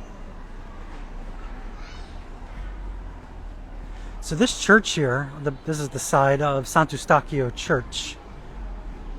The cafe I'm going to is also named Sant'Eustachio. You can see a big crowd gathering here. That is because these are parents waiting to pick up their kids. So again, I'll kind of like point the camera up. I don't want to be filming kids getting out of school. So yeah, even though there are still some restrictions, I'm going to turn you around for a second. So even though there's still some restrictions, wow, look at all these parents. Those are all parents picking up their kids. Even though there are still some restrictions in Italy, Rome is doing very well virus-wise. So we don't have many restrictions at all. We have a curfew, 10 p.m. to 5 a.m. and waiting for a car to pass by because it's really tight here. And we have restaurants have to close at 6 p.m. to dine in. I'm just trying to get around all these cars. But schools are still in session, so high schools are doing remote only. I think most universities and colleges are remote only. But elementary schools, middle schools, the equivalent of all of that, they are still in session. So that's what all that was. Those kids all go to school just outside the Pantheon. So that's pretty awesome. Okay, I'm here at Sant'Eustachio. Let me flip you around. I'm actually going to take you in there with me today. I want to get my money ready first, so I'm not fumbling with it. So hold on a second. I'm going to put you on a table. You can look at the cafe and the sky. Because I have to dig through my bag for a second. Do restaurants take reservations? Yes, they do. Even now, it's important to make reservations if you're going to go to a restaurant, because while there are not a lot of people, there also are not a lot of tables. And so they have to reduce the number of people that can come in. All right, I have my money. And I'm going to take you inside. So I'll let you look at me for a second so that I don't make anyone uncomfortable. So, turn around. Cappuccino? No.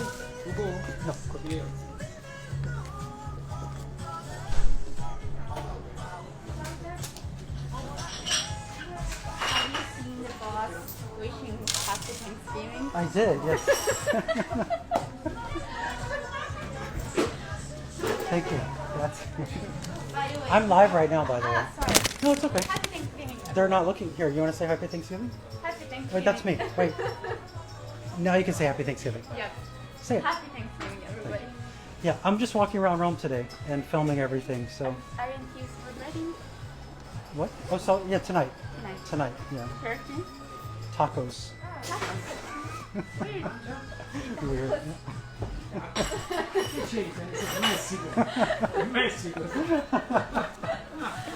Yeah, tacos. I lost my. Okay, there we go. Alright. Salve. Cappuccino. Con zucchero. Oh, no. Scusa. Another one, yeah.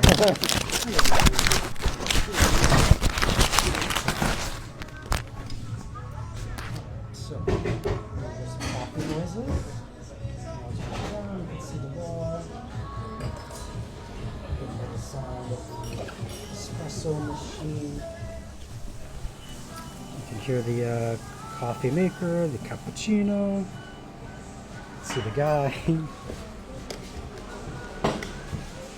Yeah, this is a great coffee shop. So this is a very old place. I've done a couple of my second cup Saturdays. Remember, I can take this off now.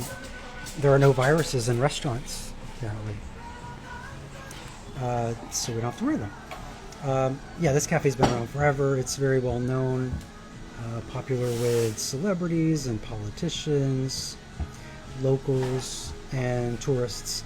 And regular times, if you come here, there's usually a line like way out the door. But it's really good. And something they do that I really love is they put sugar in the coffee as they make it, and they stir it up, and it makes it very frothy and sweet. And you'll notice I did order cappuccino, and nobody complained. So, they say that grazie, that only Americans would have a cappuccino after lunchtime. Here, I'm going to show you the coffee.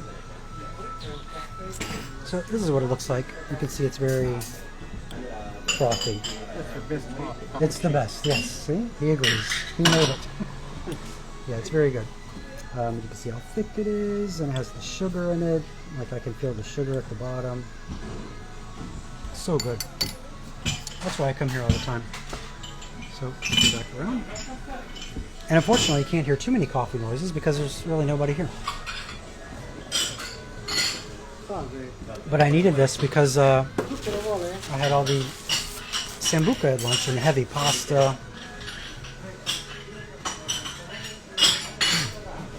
It's so good. And I'm having it at the bar. So that's what Italians would usually do, is they would just drink the coffee at the bar, not at a table. If you sit at a table in pretty much any cafe, you pay extra because you're paying for table service. So most people would just have the drink at the bar, which is what I'm doing. And yeah, you don't like take forever and sip it. You kind of, I wouldn't say you chug it. I kind of chug it. But you drink it fast, so you don't spend, it's not like Starbucks where you're drinking for hours, one cup of coffee, and then you go like microwave it, heat it up or anything. It's not like that at all. You just drink it and go. It's so good. It's like, it's sweet, but it's not like a gross sweet, like a syrupy sweet. It's just good sugar.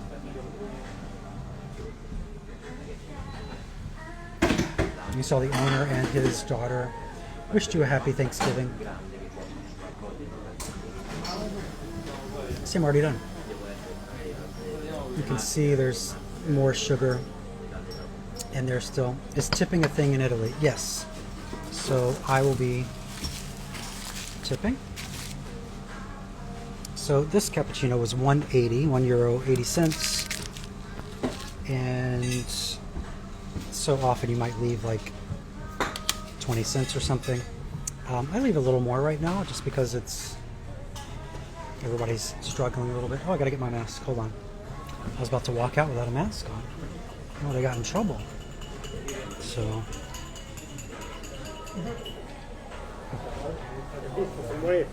Oh, it's very good too. You're showing me the coffee that has chocolate in it. Grazie. Okay. One second. Let me show you around here real quick so you can just see the whole cafe. Very nice cafe. There's the waiter. There's the owner. Say ciao. Ciao. Grazie. And then we'll head out. Now this cafe Sant'Eustachio, I'll show you the name when we go out. So you can see it, Sant'Eustachio. They have a website if you want to order their coffee. It is available for delivery. Where was I going? Oh, I know where I was going. Lo so, è da ridere con loro due. I'm going to take you this way. So we are going to go now to one of my favorite spots in Rome. It'll take me a little while to get there though, because it's a little bit of a walk. It's not a church, it's not a restaurant, but it's a view. It's one of my favorite views of Rome. And actually, it would have been nice to be there a few minutes ago when the sun was still up, but it'll still be lovely. So I'm going to bring you with me there. So again, if you're just joining or you're just stumbling upon and wondering what I'm doing walking around Rome right now, for Thanksgiving this year, all day I've been going back and forth between Facebook and Instagram, live streaming as I walk around Rome. I took you to lunch with me, we've had coffee together, we've had drinks, been into a few churches, saw some old stuff. And it's just a way for you to have a little escape today while you're maybe cooking or waiting for family, missing Italy.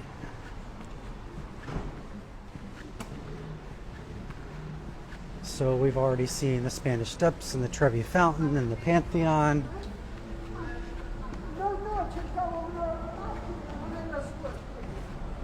And now we're coming up on one of the major streets. We've also been on a lot of busy streets today, just as I zigzag around Rome.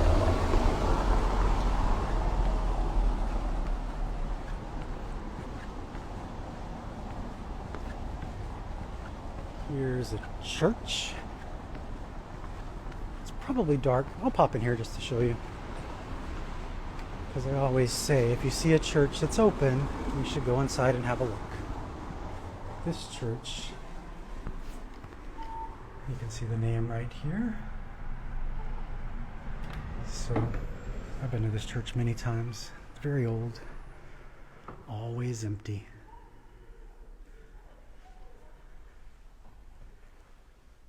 That's another awesome thing about some of these churches, though, is that you have them to yourself.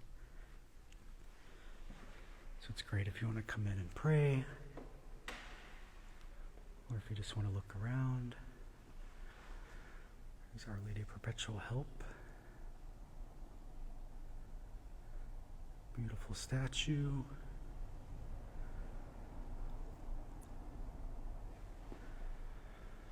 Okay, get back to walking.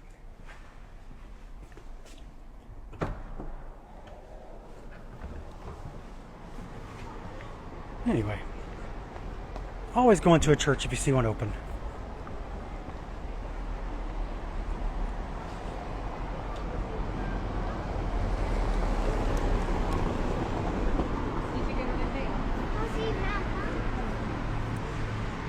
All right, so we're coming up on this street here.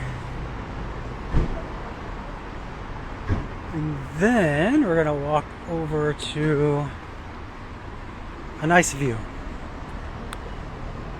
We're headed to a nice view.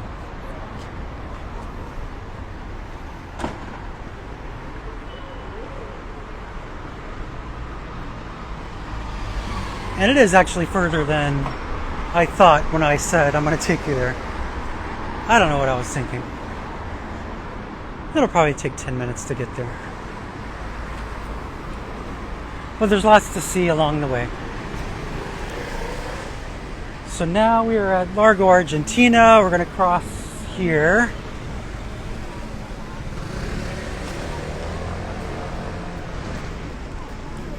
Largo Argentina is where some say Julius Caesar was assassinated. Some say it was a couple blocks away. But most people agree that this was the spot. There's the Church of the Gesù down there at the end.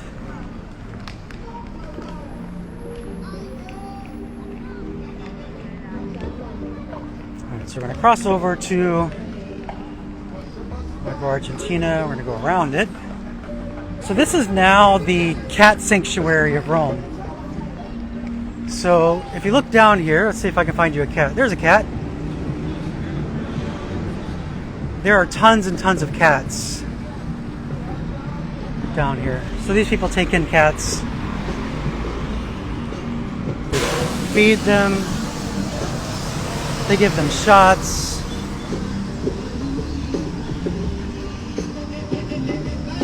Spay and neuter them. So you can see lots of ruins. Not a bad place for a cat to live. Just tons and tons of cats.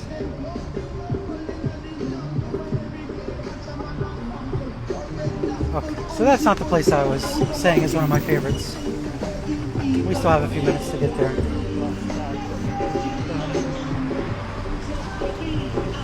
Oh, you can see the starlings. Can you see the birds in the sky there? They're starting their murmurations. Try to get a better view of that in a few minutes. So here is the entrance to the cat sanctuary. You can actually go down the stairs there, and there's a gift shop. You can make donations, you can buy shirts to support their mission. If you like cats. If you don't like cats, you might find a better way to spend your money. Alright, we're getting closer. I'm telling you, it's going to be worth it. It's a great view.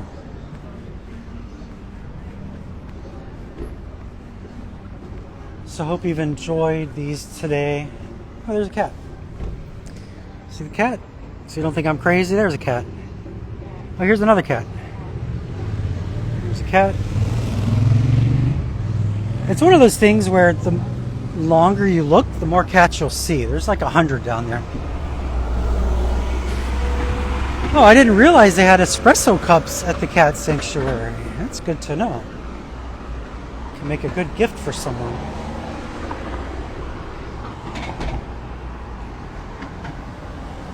You've loved the tour. Thank you. Good. I've loved doing this. So I mentioned this previously, but I do a lot of live videos. And I recently started doing what I call daily walks, which aren't really daily, but they are most days, so several days a week. And I post them on YouTube, and sometimes it's streamed to Instagram or Facebook. But I'm doing that now to show off Rome while I can't physically show people Rome. I can at least virtually show people around. And thankfully I've had quite a few people help me out by becoming patrons. So that's helping support all this work that I'm doing to show you around. But today, it was nothing structured. I was just like, I'm going to show people around Rome all day today. And so I got up, I finished editing the most recent podcast, which you can check out. If you go to my website, thecatholictraveler.com, you'll see a link for the podcast. It's our 5th episode, and it was recorded yesterday. I think it's very good. And link to YouTube. You can just search for The Catholic Traveler on YouTube, or you can go to my website, again, thecatholictraveler.com, and I have a link to my videos there.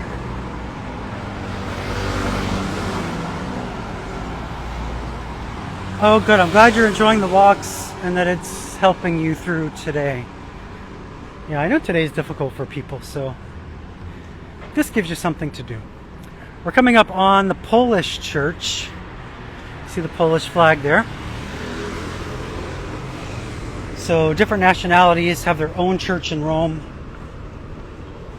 It's open. Is it open? Yeah, it's open. It's kind of open. We'll sneak in. Close the door. They always keep their door closed. So this is the Polish church. They have Mass in Polish. You'll see the history of the church is written in Polish. So let's just go in real quick.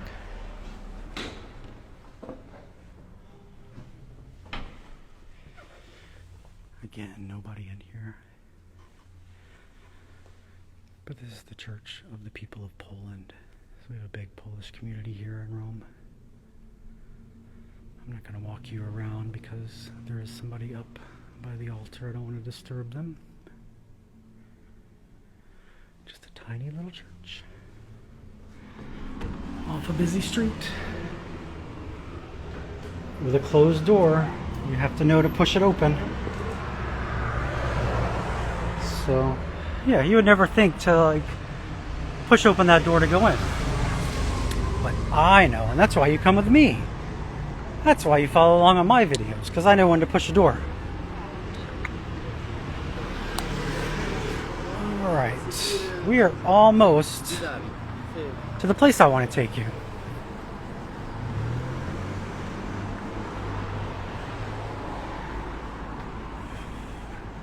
So it is 4:30 now here, and people are going to start getting off work, more and more traffic. But the streets really have not been clogged for months because there are not any tour buses, no tour buses. And you'd be surprised how much space tour buses take up. Up through this little street here. We're headed for those stairs in front of me, which you might not be able to make out yet because I don't know how good the video is.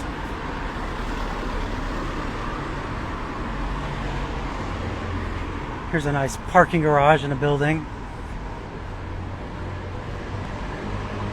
I think it's really cool that these old buildings have big spaces for cars. Okay, so now we're coming up on the Victor Emmanuel Monument. You'll see that right here to the left.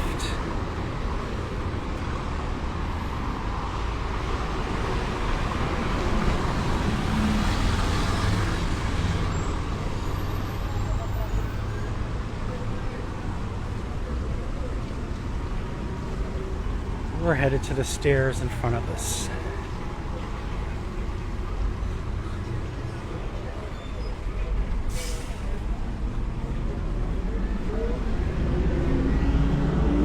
Well, as I'm walking, let me know if you have any questions. I'm going to be like huffing and puffing up the stairs probably. I don't know how many miles I've walked today. With the exception of the quick lunch at Abruzzi, I've been walking non-stop for, I guess, 5.5 hours.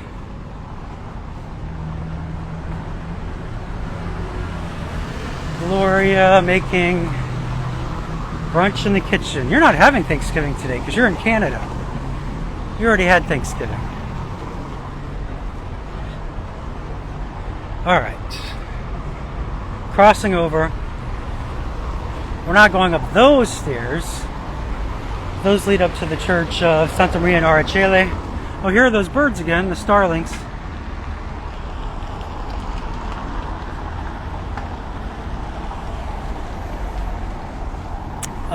Yes, Laura, my Apple Watch should tell me how far I've walked. Whenever I check it.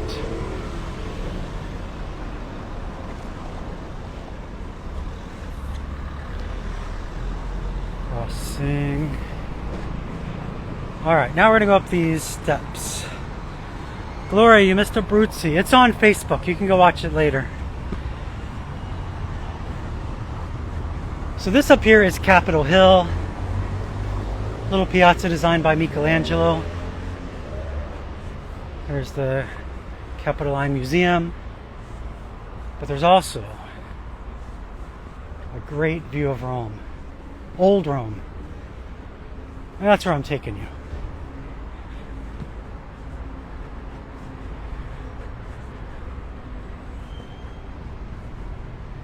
Hopefully it doesn't sound like I'm panting.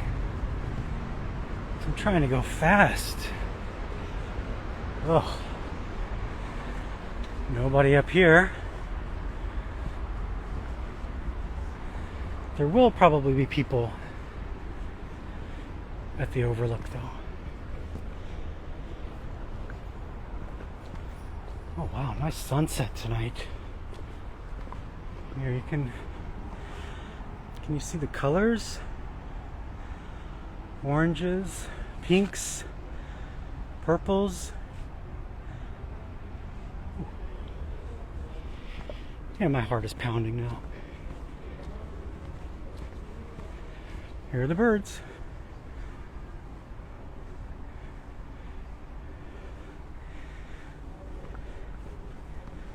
Taking a pause in Thanksgiving food prep to say thank you. Well, that's very kind of you. I'm doing what I love, and I'm glad that you're enjoying it.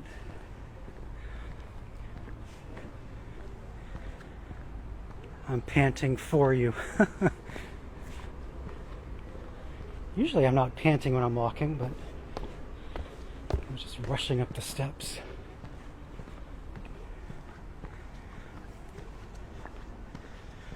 Alright, so this, I wouldn't say it's a secret of Rome, but not a lot of people make it over here.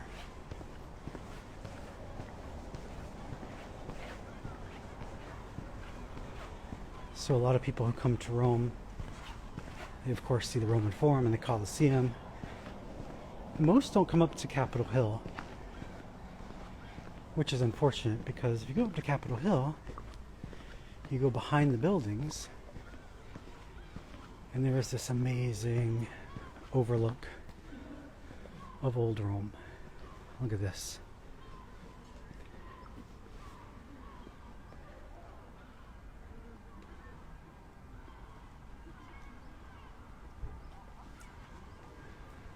So we're standing above the Roman Forum. There's people kissing over there. How are they kissing with masks on? That's a joke. They took their mask off. How far from St. Peter's? Maybe a mile? Alright, so this is the Roman Forum. All of ancient Rome in the distance. There's the Colosseum. You can see the Colosseum. A little further up, where all those trees are, that's Palatine Hill. That's where Rome was founded. That's where we get the word palatial or palace, Palatine. Because that was one giant palace. It does look like a painting tonight. Yeah, because the sky is perfect.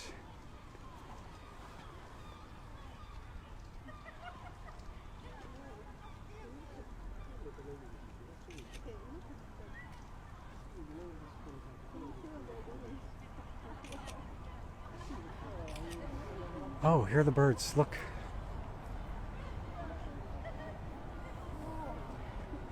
So cool. If you don't like birds, maybe not so cool. But nature is amazing. Look at that.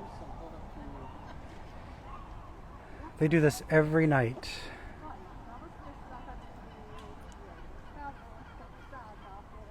Oh, there's a ton of them above us, too.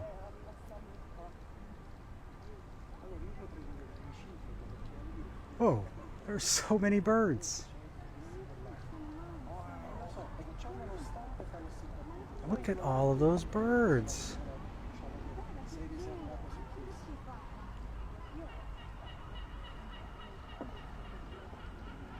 How do they not run to do each other?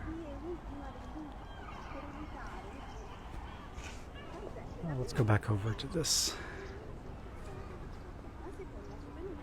Because that's just so pretty.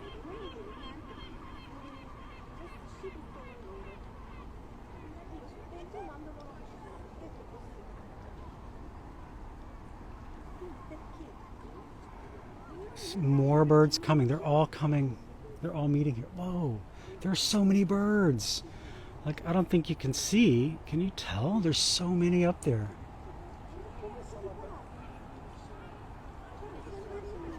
Oh my gosh, look at all these birds.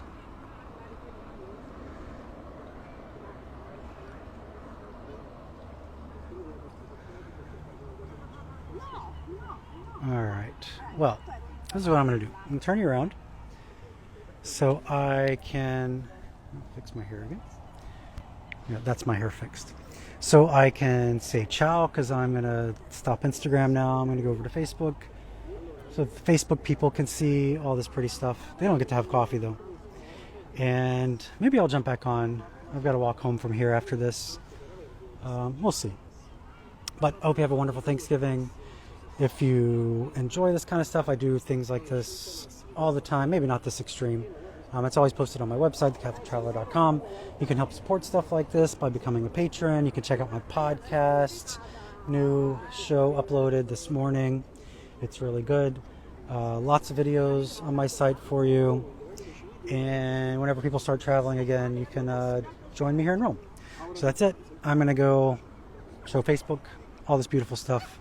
Then I'm going to have my Thanksgiving tacos. So, ciao. Talk to you soon. How do I end this thing? Oh, there it is. All right, bye.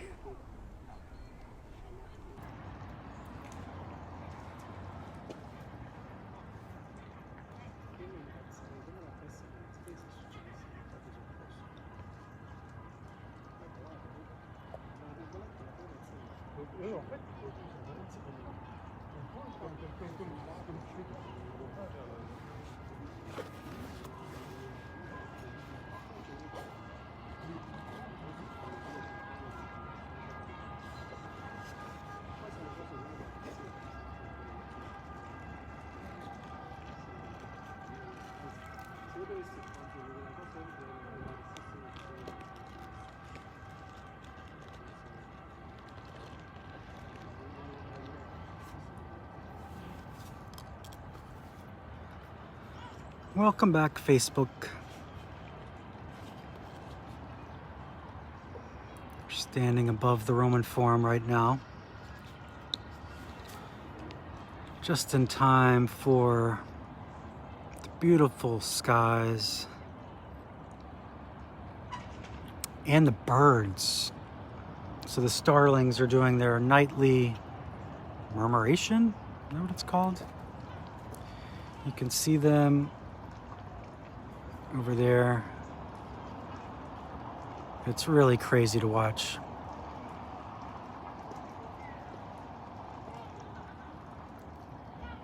There are just so many birds out here right now. I'll zoom in. There you can see them up there.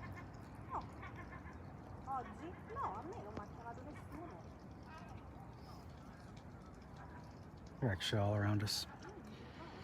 So we're looking above the Roman Forum. If you're with me on Instagram, we just walked up here from the Pantheon.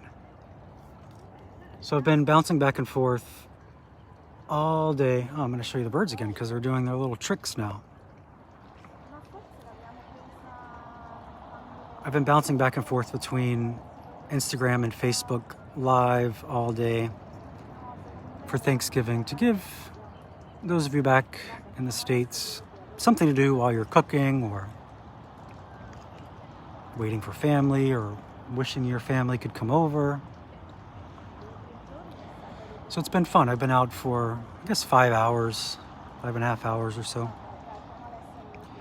And if you missed any of the episodes, they're all on Facebook and on Instagram. You can just scroll up and watch them.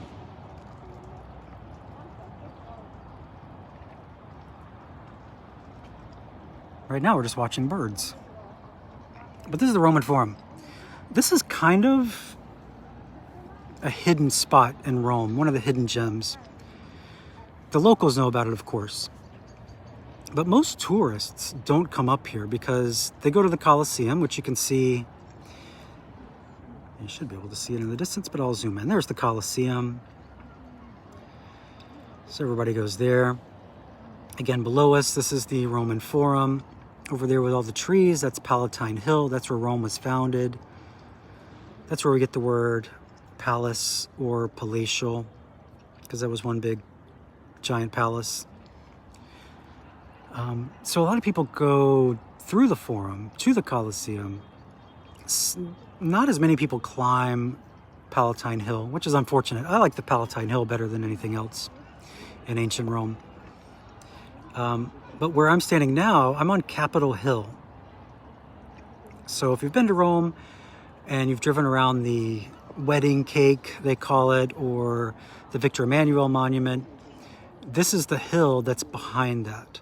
So there is a museum up here that some people go to, not many people, Capitoline Museum. But this view is something that most tourists miss out on. Oh, I just noticed I can see St. Mary Major. You can see in the distance there, as I zoom in, that's one of the 3 domes of St. Mary Major, and the bell tower. So that bell tower there is the tallest bell tower in all of Rome. And when it's quiet, sometimes I come up here in the morning around 7 a.m. and to watch the sunset, and you can hear the bells of St. Mary Major because it's so quiet. But yeah, so this is the view over Capitol Hill, and you can see, I'm gonna turn you over here, you can see some people kissing. The sunset's on that side, St. Peter's is in that direction. So just beautiful sunset tonight. It's been a great day out exploring. I hope everyone's enjoyed it. And again, if you missed anything, just scroll up because I've saved them all to Facebook. And if you missed the Instagram ones, then you can go follow me over on Instagram. And once all this is over, I'll probably download all of these and put them on one page on my website so it's easier for people to watch. Because we have seen so much today. Went through the Prati neighborhood, crossed over the Tiber. Joni says, how many miles did I walk? I don't know. What else? We crossed over the Tiber, went to Piazza del Popolo, popped into a few churches, went to the Spanish Steps, went to the Trevi Fountain, took you to lunch with me at Abruzzi. We had some green sambuca together. It was a fun day. And then walked back to the Trevi. Then I went shopping. Then I walked over to the Pantheon, then had some coffee. And now we're here, kind of wrapping up the day. How many miles? Not as many as I thought. I've only walked about 5.5 miles. Seems like a lot more. I've been walking for hours and hours. So, let's go, I guess. There's the moon. I don't see any more birds. I guess they've all landed in their trees for the night.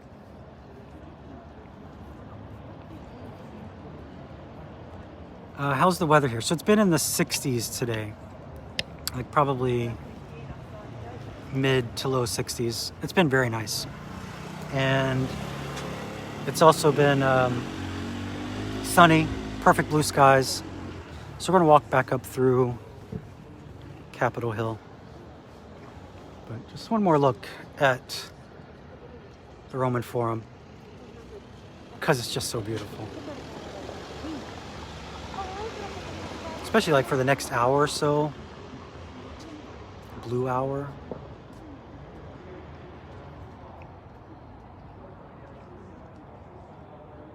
Kathy, it's been an absolute pleasure sharing my day with you on this Thanksgiving, so I'm glad you've enjoyed it. All right, I'll turn you around for a second because I'm gonna walk by security and I don't want them to be uncomfortable. Security doesn't like it when you're filming them. So again, this is like a hidden part of Rome that so many people miss. And I guess because it is hidden, so that makes sense. Because you'd have to come up on Capitol Hill and then walk behind a building, walk past some security guys, through this little archway that we're crossing under right now. So it almost looks like a place where you're not supposed to go or would have no reason going to. But you're rewarded with quite a view. All right, I'll turn you back around here. All right, so now we're in Capitol Hill. This little piazza here, designed by Michelangelo. Museum on either side of us.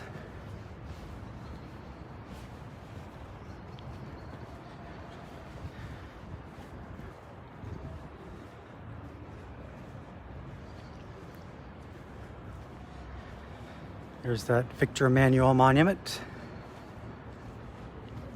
Oh, the birds are still flying. They're just on this side now. I guess these birds haven't found their tree for the night.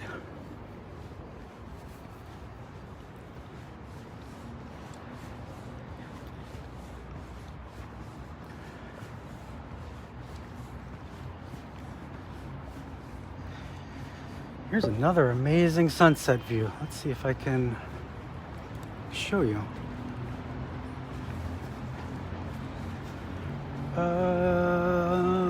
No. Go this way. Oh, how about this with the moon?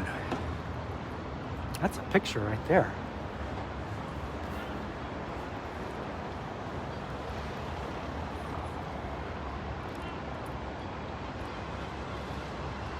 Capitol Hill with the moon.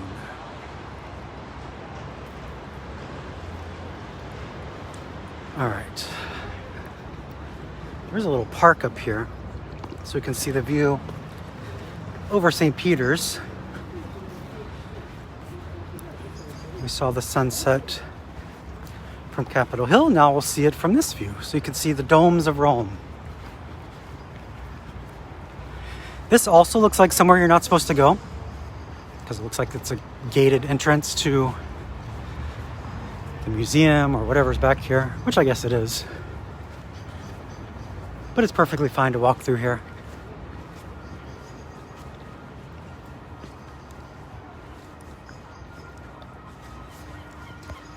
This is another favorite spot for me for sunrise, because from up here you can hear a lot of the bells of the churches when they start ringing again at 7. Whoa, look at that sunset. Okay.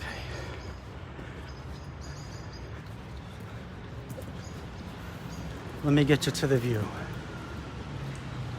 Then I can adjust the camera.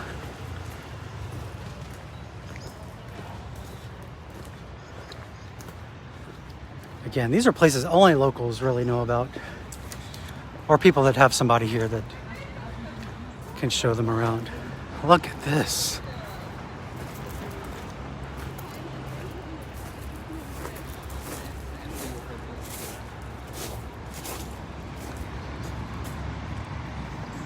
Wow.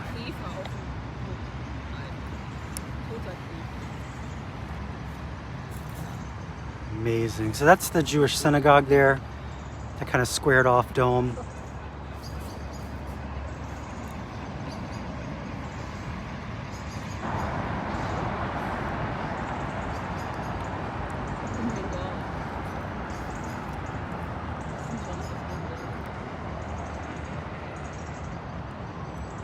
Incredible.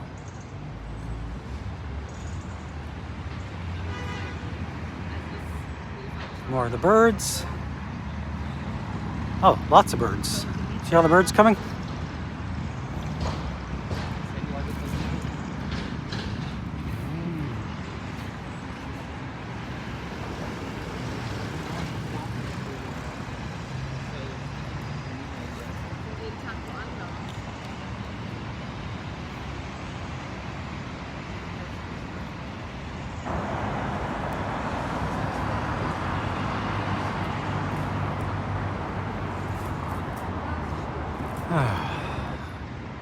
What can you even say to this?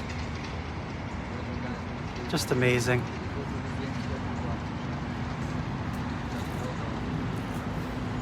Thank you, Emily. I love to hear that. Feels like you're here.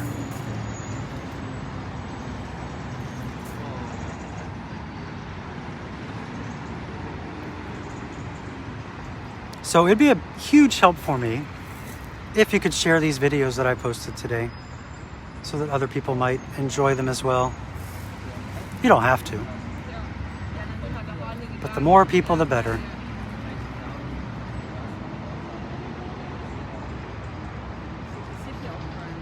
I'll walk you over here.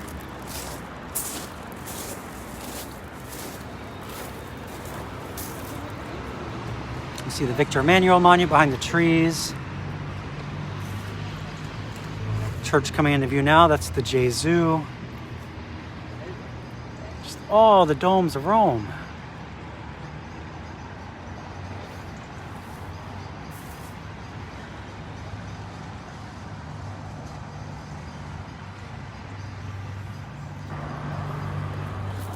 All right. See if there's anything else to see over here. Here's Victor Emmanuel. You can see St. Peter's way in the distance there. That's where I'm headed after this. Get home for my Thanksgiving tacos.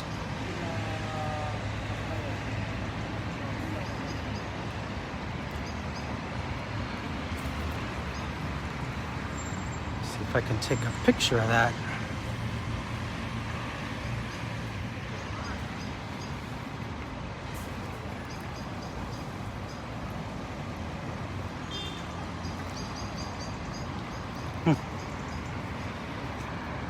All right, let's turn you around so I can say Happy Thanksgiving and thanks for watching. Be sure to tell your friends and hope you had a great day. Well, it's still early for you. You probably haven't had a great day yet. Hope you do have a great day. If you like content like this, I post a lot of videos on my website, my YouTube channel, CatholicTraveler.com. I have a new podcast just uploaded this morning, so you can check that out. If you want to help out with content like this, you can become a patron. There's a link for that on my website. That's a big help for me. And if you're a patron, you can also tell me what to do, and I can go find stuff for you here in Rome. But thanks again, everyone. It's been a lot of fun today. All these videos, again, are on Facebook or on Instagram, so you can watch them all. I'll put them all on my website later, probably tomorrow. I doubt I'll do it today. So have a happy Thanksgiving. Take this off for a second so I can say ciao. And enjoy your day. And enjoy that view. Look at that. Can't beat it. Happy Thanksgiving.